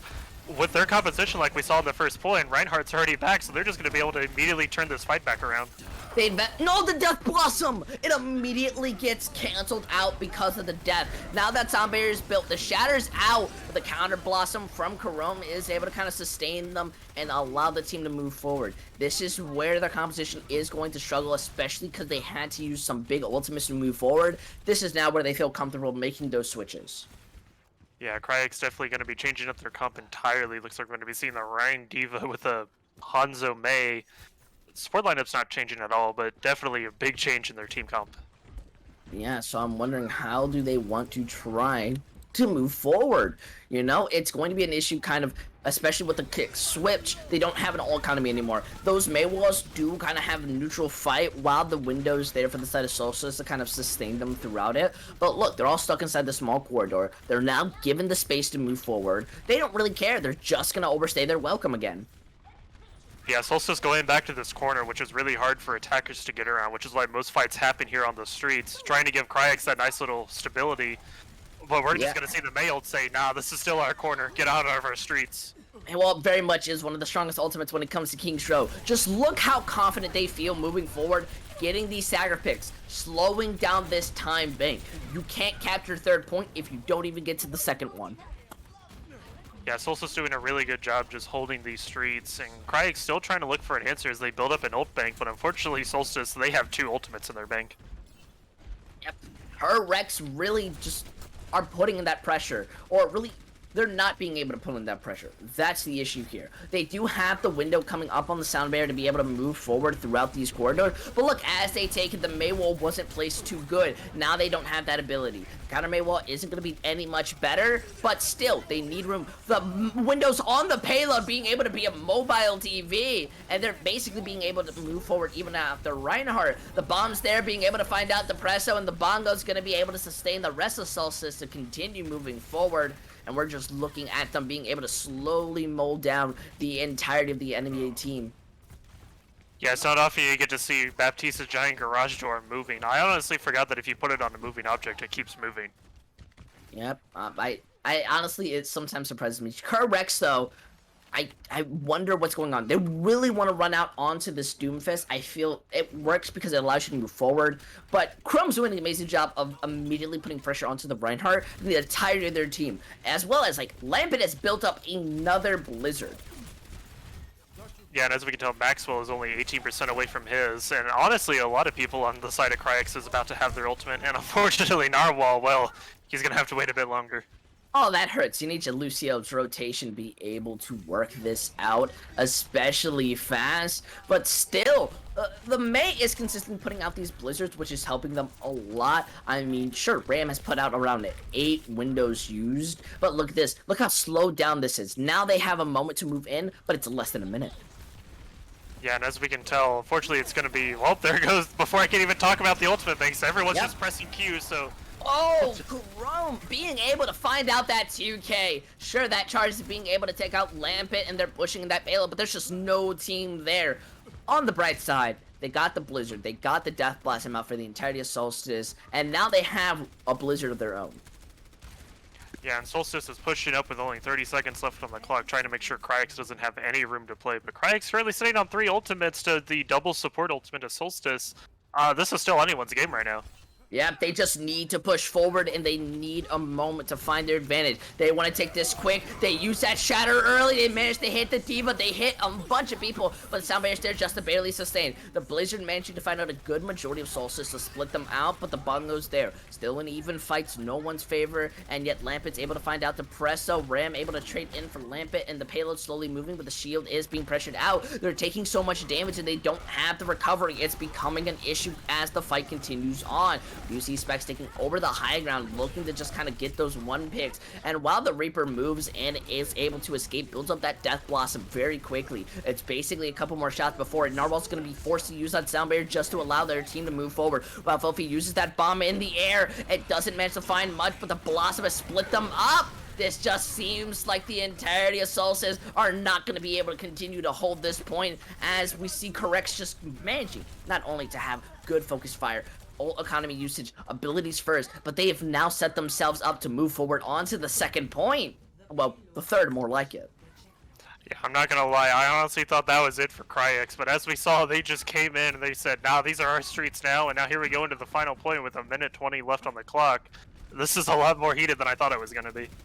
Yep, this is getting close. The adrenaline is pumping in. They have 3 ultimates on the side of Kryix, and they have room to set it up. They really only need to win 1 fight.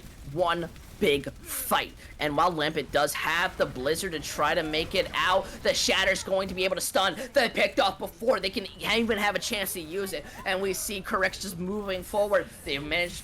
The Bongo does manage to get used just barely, but it immediately gets broken down. They don't have a shield to protect themselves. The bomb gets used in an area for the Baptiste, but they just barely manage to dodge it. But there's no one really to contest that point until the Sound Barrier gets used to try to be able to move forward. The entirety of Solstice are now having to panic just to be able to find as much as they can do. The Blizzard can be eaten by Specs! That's amazing! Now with the Sound Barrier used, this is basically a guaranteed move forward. They have nothing stopping the entirety of Kryix. Well, the bomb may be on the point, but there's really just nothing stopping them. They even get the punch in onto Vofi. The Reinhardt just doing their best to just try to stall this out, but the pressure is there. The focus fire is beautiful, and the entirety of Kryix, well, they're just making sure that there is just nobody alive. Sure, Chrome may be even on that Bastion, but immediately just gets eaten. The damage is there, and there's just nobody staying alive, as we see Kryix bringing it back at kind of the edge of it and making me look terrible as they take the lead in a 2-1 series.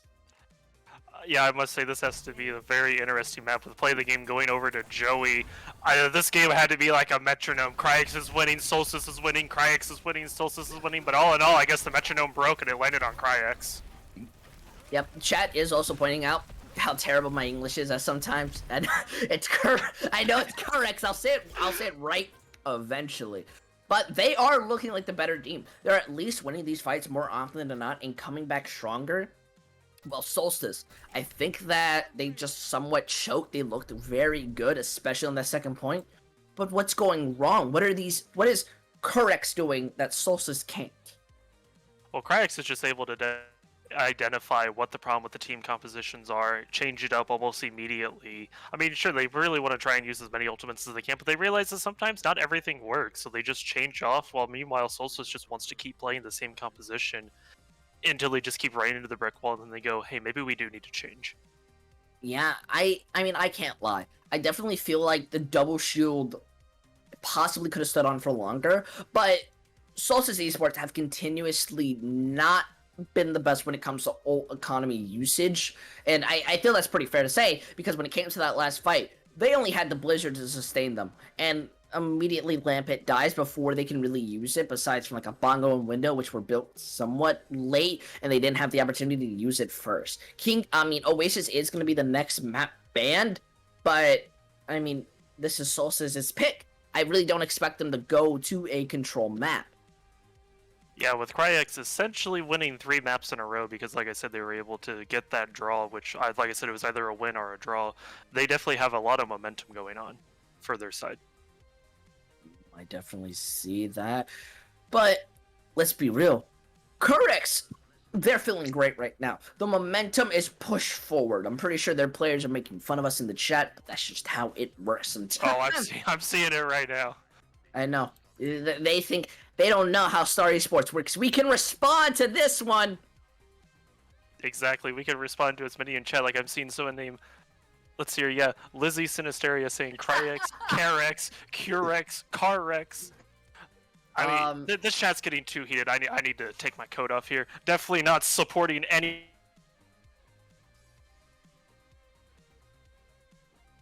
Biased shirt just wore. Looks like we're going over to Rialto, and I'm very uncomfortable at giving anyone a kind of idea. Normally, what I like to do when it comes to these types of maps, or when it's going down to the wire, I like to say this team's looking better. This team has the advantage. This team, I think, is going to be able to win it.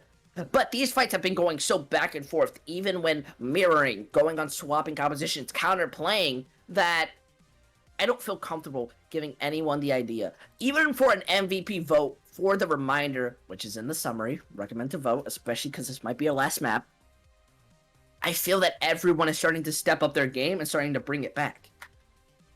Yeah, honestly, like there's a lot of good votes. We have Freenock, Kurom, even Fofi on the side of Solstice. Then you look at Kryix, you have Specs, Depresso, even Maxwell. Like, so far there's like 3 good people on both teams. Honestly, all 6 of them could, all 12 players in this lobby could even be MVP. I think at least for me, I'm gonna have to go with the Narwhal gang. Seems to have a lot of favoritism. I'm definitely enjoying them a lot. So we go into Rialto, and at least traditionally this map is very much a full hold type of style. I feel it's very easy to be punished for making big mistakes. So how do you see these teams wanting to play this? Is it all about being fast? Is it about being slow, counterplaying the enemy team, abusing every weakness that they have, or... Well, I do know that on Rialto, especially the first 2 areas, you have a good chance of either running, whether it's double sniper, the pharmacy. There's a lot of good options on this map, so it really depends if people want to go for taking the picks or just having air control on this entire map. Yeah, but look, it's the Wrecking Ball with the Sigma composition, which is shown to be a very good point for Kryix to be able to kind of fight against, but the double shield is there. I feel that they don't have the room until that one choke is there to be able to kind of play first. I feel after that, you don't have room to play first anymore. Yeah, that unfortunately with playing the ball option, once you get over that bridge, you don't really have any good like booping opportunities. But I mean, all in all, like we've seen Seraphine on the ball before. I'm not gonna say it's perfect, but it's still pretty good. Yep, this is all that they need, a make it, break it. Sure, Fofi manages to get hit by that rock, but it's not too much of a pressure. The only person with a shield is Specs, and they really don't... They can just ignore it for as much as they want, especially with all this poke pressure coming out. Yeah, and definitely, as we're going to see Solstice just walk over that bridge with ease, Kryix is going to be falling back, so I'm sure here in a moment we're going to be seeing a swap off of the ball for Seraphine. I definitely agree. And yet Maxwell's able to clip Joey and send them to the Shadow Realm. And now look at this. They try to take over the high ground, but they're stuck inside this small room where the Wrecking Ball and Tracer work so perfectly together that the entirety of Solstice just have to go back to their spawn room and say, what's plan B? Yeah, and while Solstice is doing that, it looks like Seraphine's slowly... Nope, looks like they're actually going to be staying on this ball. I guess they're going to do a mystery hero option where he's not going to swap until he dies. Hey, it works, and it's showing to be good. Even look at this. They are still getting stagger picks. I mean, Kryix is just making sure Solstice is going back to spawn like they're supposed to, but just not in a timely order, which on the side of Kryix is really beneficial to them. Yeah, I definitely agree. Stagger is one of the best things when it comes to this game, and Kryix, well, they now have a Genji. I don't know how well that's going to work without relying on a Nano Blade against this Wrecking Ball composition, which plays split. The Pulse Bomb does manage to find out Ram and Narwhal, so they have no supports to sustain them. And look, that Grum's making me bite my own tongue as he's getting the majority of these picks. The Wrecking Ball and Sigma are still fighting on this point, looking to do as much as they can. And while they are trading into the picks, the attacking side does have the spawn advantage. Yeah, and as we see Karom getting 3 kills in that team fight, after only seeing the Genji on Lijiang Tower, honestly, if Solstice wants any chance to win, they just need to keep Karom on this Genji, because he's putting in a lot of work. Yeah, already swapped over and has 50% of the ultimate coming, which is really good. And so with coming up on the Bongo, they really need to grind to build that up. But they've lost Joey. There's no protection going on to the BAP, and we already see that damage coming in. They have to use that Bongo just to try to move forward or really find any room, but they don't have the opportunity to get much value off of it. And look, immediately, they just come back, they have the focus, they split up the double shield, and they win the fight. Yeah, and as we can tell, Karom on the funny number of the ultimate charge. Ram is sitting with the Transcendence. If Kryix is actually able to track this ultimate perfectly, they should know Karom is very close to that Dragon Blade, which means Transcendence is going to have to be saved for quite a bit. Ram has the biggest decision when it comes to this game. Sure, they have 5 ultimates, but Ram's ultimate's what matters the most. Do you use it against the Gravitics? Do you use it against the Blade? You don't know, but the mines are coming in to not force you to do anything. Filthy is looking to use that Flux. It does manage to pop out before it can get cancelled, but they still don't have room to push in. They go into the small corridor. They're stuck inside the windowed room, and look at that, the counter Flux coming out from Specs is going to be able to slam down the majority of them. Filthy needs that immortality just to be able to survive, but the poke pressure's there. The Bob now being placed inside of them. It's less than a minute, and the only person behind them is the Orisa. Yet we see Chrome popping out with the Blade. They've saved that Transcendence just perfectly. There's no Nano Blade to burst through it, so they're being able to play around it, and really they're coming up on the belt as another ultimate to be able to sustain through it. But the Pulse Bomb comes out. They manage to find out Narwhal with the Bull Medic is looking great today, and that payload is now in the spot that they're looking for. The Wrecking Ball has to be the one to contest. They don't have any ultimates to really do much, so they're relying on getting those picks. But Macwell gets stopped. Macwell gets picked off. We see Sip get managed to be pressured out, and they get it. That was almost a full hold. Yeah, I do have to give compliments to Ram. They're using the discipline to know when to use that Transcendence, and he used it perfectly because Karom couldn't do anything. But unfortunately, they lost the fight, so they're still in this. That was incredibly close. If that would have been a full hold, that would have been such a major way to go into the next fight. But Narwhal has to use the Valk not only to escape being staggered, but to give the team sustain. And really, I feel Solstice don't feel too worried. They're in this small room. It's one angle. All the poke is just going in. Look how they overstay their welcome. They're not worried. They just have one person on the payload while the rest of them stay in this hallway and just start pressuring things out. Yeah, and as we can tell, there's going to be a Bongo and a Gravitic Flex coming out. Sigma looking for anything here.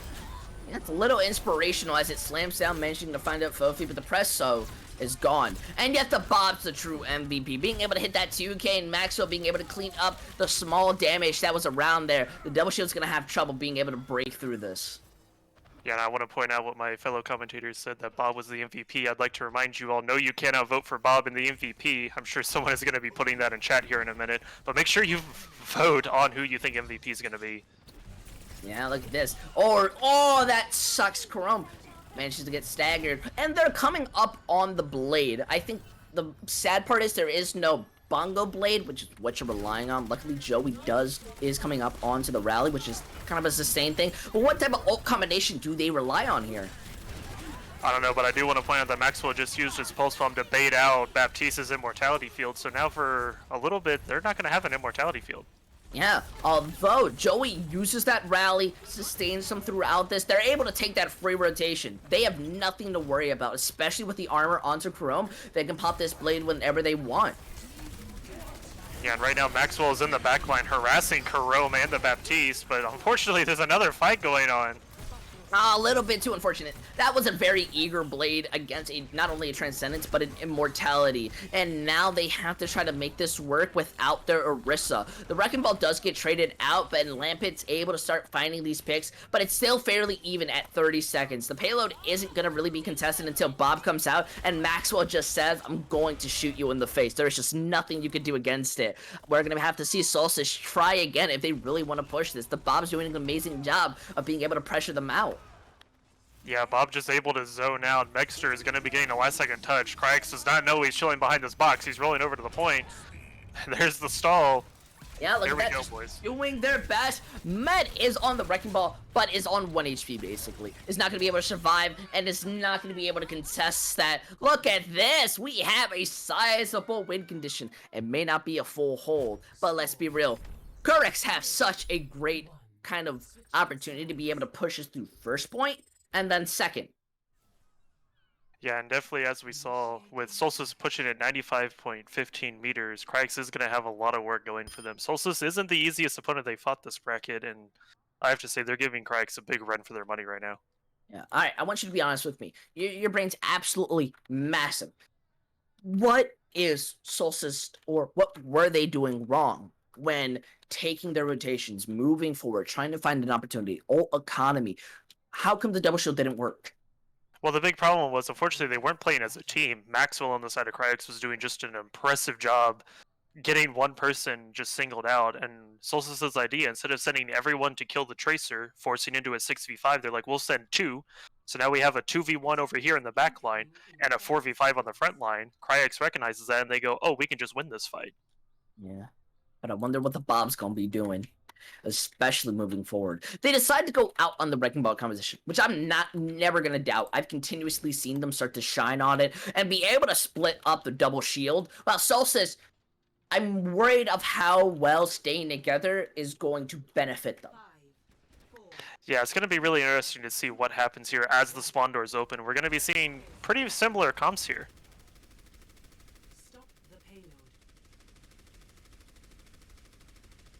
I do think Maxwell's Echo is going to be the person we have to look out for. The stickies can be absolutely massive, but more importantly, it's about melting down the targets in those focus fire. Yeah, and as we can tell, it appears Solstice is going to be trying to hunker up onto the high ground with Orisa on the low ground, which is kind of an interesting option, because for those of you that don't know, you can put Orisa on that high ground. Well, she died, so my point is kind of irrelevant now. But you can put her on the high ground. You can actually contest card from that high ground.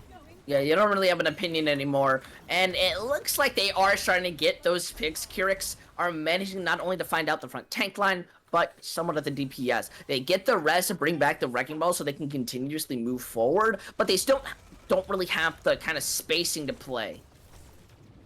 Yeah, it's definitely with Seraphine just kind of rolling around like the speed of sound, doing what he does. It's just kind of existing in Solstice's backline. I mean, look at that. He's literally taking a 1v5 right now, and he's still alive. It's a bit impressive, I have to say that. But what's not impressive is the slow collapse we see. Ram goes down, and now their team is playing very forward. They're very much in a position to where they can be staggered, but now they're taking that rotation out. After Maxwell's dead, after Depresso dies, and that's going to be punishing in the long term. Yeah, and as both teams are currently setting up for the next fight, we notice that Karome on the Echo does have the duplication. And I'm pretty sure he's going to be copying Sigma Gain or Gravitic Flex and doing his best to get as many kills as possible. Yep, this is where I'm hoping to see some ults come out. This is definitely the perfect opportunity for the side of Celeste just to be able to kind of throw them out, have rotations when it comes to it. You don't want to hold them out for as long as possible. And they do switch back over to the Orisa. I think the Wrecking Ball was working, but they want to have some security.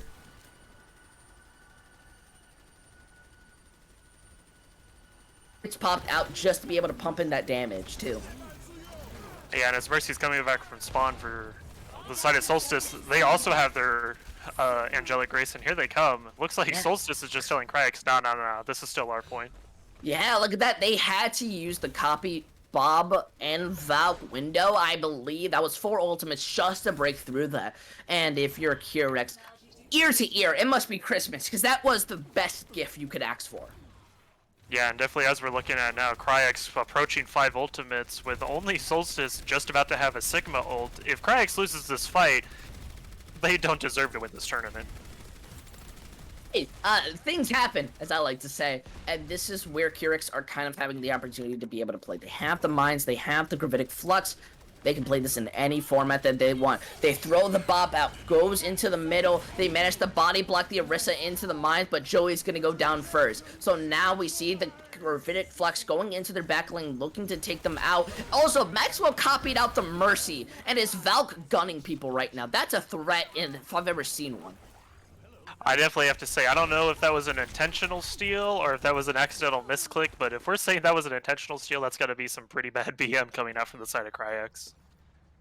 Yeah, I definitely agree. But this is the moment where it matters because they have to move it into a very scary situation where the double shield very much shines on. They have to stay on the high ground. The Wrecking Ball will be able to boot them around, but will they be able to kind of stop the Wrecking Ball from moving? It's a lot of questions that we need to be answered. Yeah, and as we approach about the last 30 meters, if Kryix finishes this, they're going on to face Regen, but if Solstice wins, we have another map to play.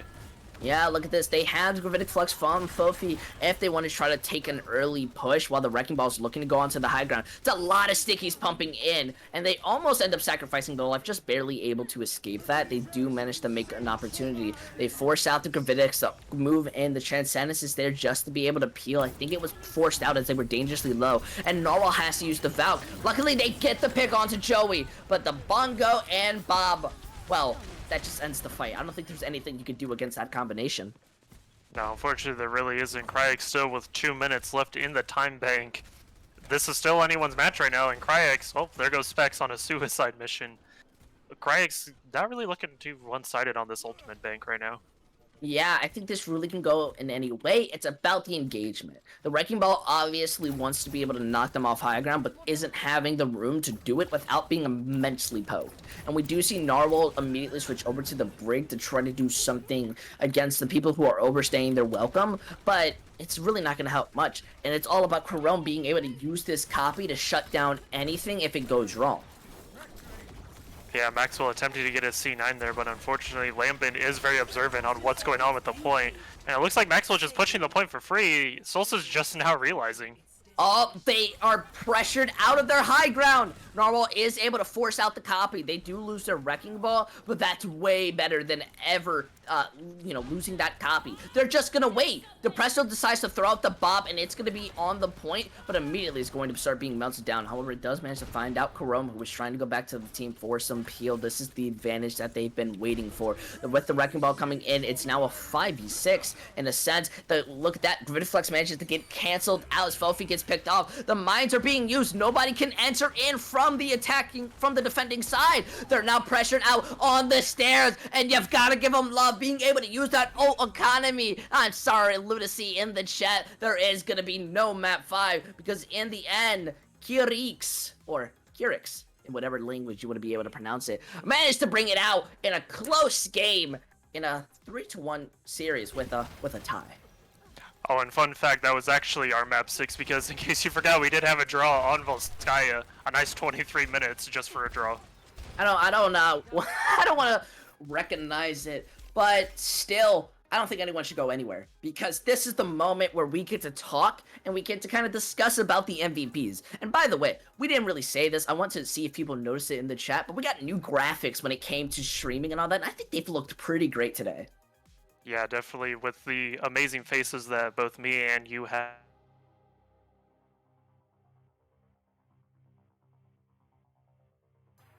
Yeah, it means a lot when you're just following on the Twitter, you're joining in the Discord to stay up to date, or if you're subbing in September, that means absolutely a lot. And everything goes to increasing the prize pool, future events, and improving the quality. But right now, this is where the MVP goes in. And who do you think is looking at least pretty good? Remember, MVP could be on the winning or losing side. Personally, for me, I think Narwhal has been shining out more and more.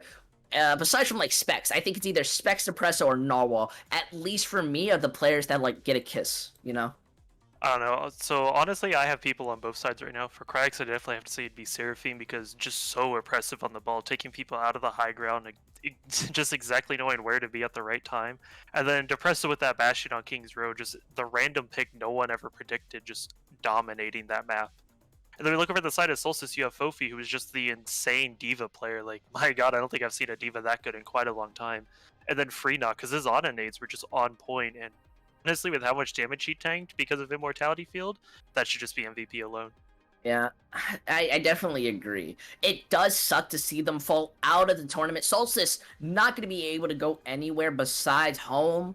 I do hope that they all stay together. They looked very good. Obviously, as it continued going forward, they had some major issues that started to get exploited and they started cracking down. But I think as a team, they could really go far, especially if they decide to go like, hey, let's go into contenders. Let's go into open division. Let's try something out. That's something I'd love to see more than the team disbanding and the players kind of separating, losing that synergy in the long term. Yeah, and Kryix is definitely just a really hard team to go up against. They did actually make top 8 in the last Open Division season with a slightly different roster and staff, but a lot of the players have known each other for a very long time. Yeah, that's still players with experience. Especially now, they have to go against the team that has been looking pretty nice. Also, at least they get to manage to kind of take what Solstice aren't able to do. Because remember, week one, Regan managed to find out Solstice ends in a 3-1.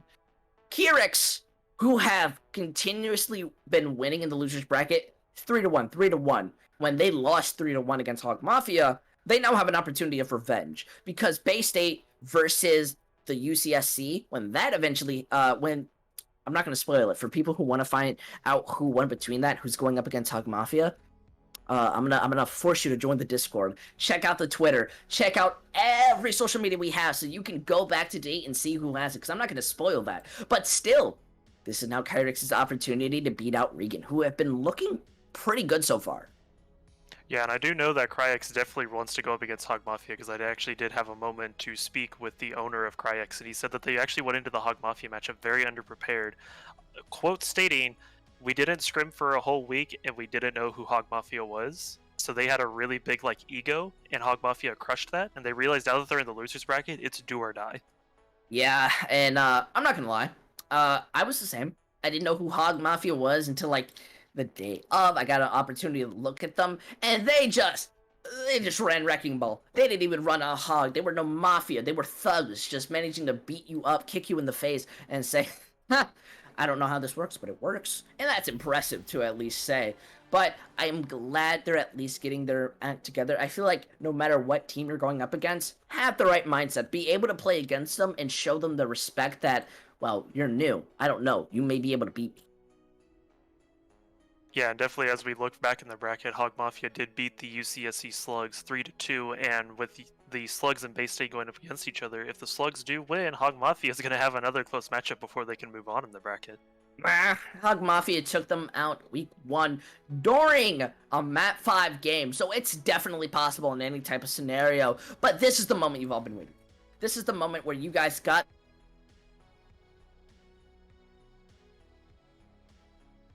that it is Narwhal from the Narwhal Gang. How are you doing? Give a little introduction to yourself. A little stressful to start, but yeah, I'm doing good. Uh, Happy we actually won that instead of drawing every map. Yeah, so I'll start it out with the questions, and then obviously me and Kong will go back and forth for a little bit. And you guys have been going through the losers bracket since at least very recently. And I want to understand what this means from you because, well, you guys obviously want to be able to win. You're going up against Regan next, but eventually you're going up against Hug Mafia. So what does it mean that you guys are consistently kind of winning at least into 3-1 games or 3-0 games? Yeah, we got knocked in the losers pretty early by Hog Mafia, getting caught off guard, bad scouting, just unprepared. So we definitely know we're better than how we played back then. So I think we're ready going forward. I think we're ready to play against Regen, and I'm looking forward to playing against Hog Mafia again. That's actually really good to hear. Unfortunately, you guys did lose Gibraltar as the start. How does it feel starting on a payload map rather than a King of the Hill like most places do? Yeah, it caught us a little off guard. The chat was a little lost because we don't know the map full. Our entire team's like unprepared, so we went into that completely like, okay, let's think about what we're gonna do, and we can pull together. And I think that brought some like nerves and some just some mess ups. We didn't play to our best ability on the map. Definitely understand. And I saw opportunities. As the maps went on, you guys looked a lot cleaner and better, but you definitely had a lot more variety when it came to your map pulls and how you guys are wanting to play. So are you guys like prioritizing having variety, being able to run as much as possible, or just one tricking comps and trying to play it better than the enemy team? Ideally, we would one trick 6-man, but with the comps they're playing, we cannot do that, and a lot of the maps don't favor that. So we've kind of had to adapt our comps on the fly. We've had to learn Brig Zen within the past like week and a half with little scrims. So we've kind of just adapted on the fly, and it's been working out. I do want to ask, what was the team's mentality after getting that very long, drawn-out draw on Volskaya, the 22-minute game that was just, well, no points are awarded? It was a little heartbreaking after we had 5 minutes on the clock. They had 1 minute, and they full captain. We captain OT. But our entire team's mental is pretty strong. Maxwell, he's a big part of it. Love that guy. He's kind of like the anchor on that team. Doesn't allow us to get tilted, and if we do, we usually try to help each other out. But yeah, we kind of saw it's just still 1-1. Let's just go next. We know we're better than these guys. We can easily turn it. I truly, fully respect that mentality, and especially the chat calling you a bottom. But I don't really have any more questions. Conlon, do you? No, I just kind of want to ask Narwhal a question to help our amazing caster user intel here. How do you say your org's name? Oh no. Kryix. Kryix, I was right. Why is Shed yelling at me? Why are they booing me? I'm right. I got worried. I'm not gonna lie. I brought up Google Translate like mid map, and I was like listening to it. I was like, okay, it's how you say this. All right, and I started saying that on King's Row. So if you rewatch the VOD, you'll notice panic. But this is a moment for you as the MVP to start giving out shout outs to anyone listening, your team. Who do you want to give some love to? Yeah, all love to my teammates, the org owners, PDK, the GOAT. So yeah, love all the supporters. Right on, rocking the jersey. Yes, sir. So yeah, Based. just appreciate everyone stopping by and supporting us. Yeah, you're pretty much free to go after that, though. All right, thank you. No, thank you, sir. Gangman, at least you get to continue moving up in the bracket with a smile ear to ear for your face. Well, I was happy to see Solstice doing the best they can. They weren't able to bring it out in the end. And I think going into the future, I feel like your team is definitely one to start looking out as possible contenders to break out of the loser's bracket. Yeah, I definitely... Okay, I'm going to give the biased opinion. I think Kryix is going to win the entire tournament. But outside of biased, I think they easily have a top 4. Not going to 100% say they can win, though. Yeah, I can't say either. Because obviously, Andy's daycare has been looking great. As of recent, Gaia's been looking pretty decent, but they obviously had a map 5 against Regan. Regan's looking pretty decent. Hog Mafia's not looking terrible. I feel there's still room for improvement on every side of the team. But this is where we end the broadcast. So, let me give some love to everyone who has just been watching, especially the people who've made the graphics. It's absolutely beautiful. The subscribers who have decided to kind of help promote All-Star Brawl, it means so much. So make sure that you follow the Twitter. You can join the Discord to stay up to date. We are very active, as well as everything just goes towards improving equipment, the pool prices, and supporting Tier 3, which is, as important as supporting Tier 2. But either way, I'm User Intel. This is Kongman, the GOAT himself, and we thank you so much for watching. And we'll see you all next time.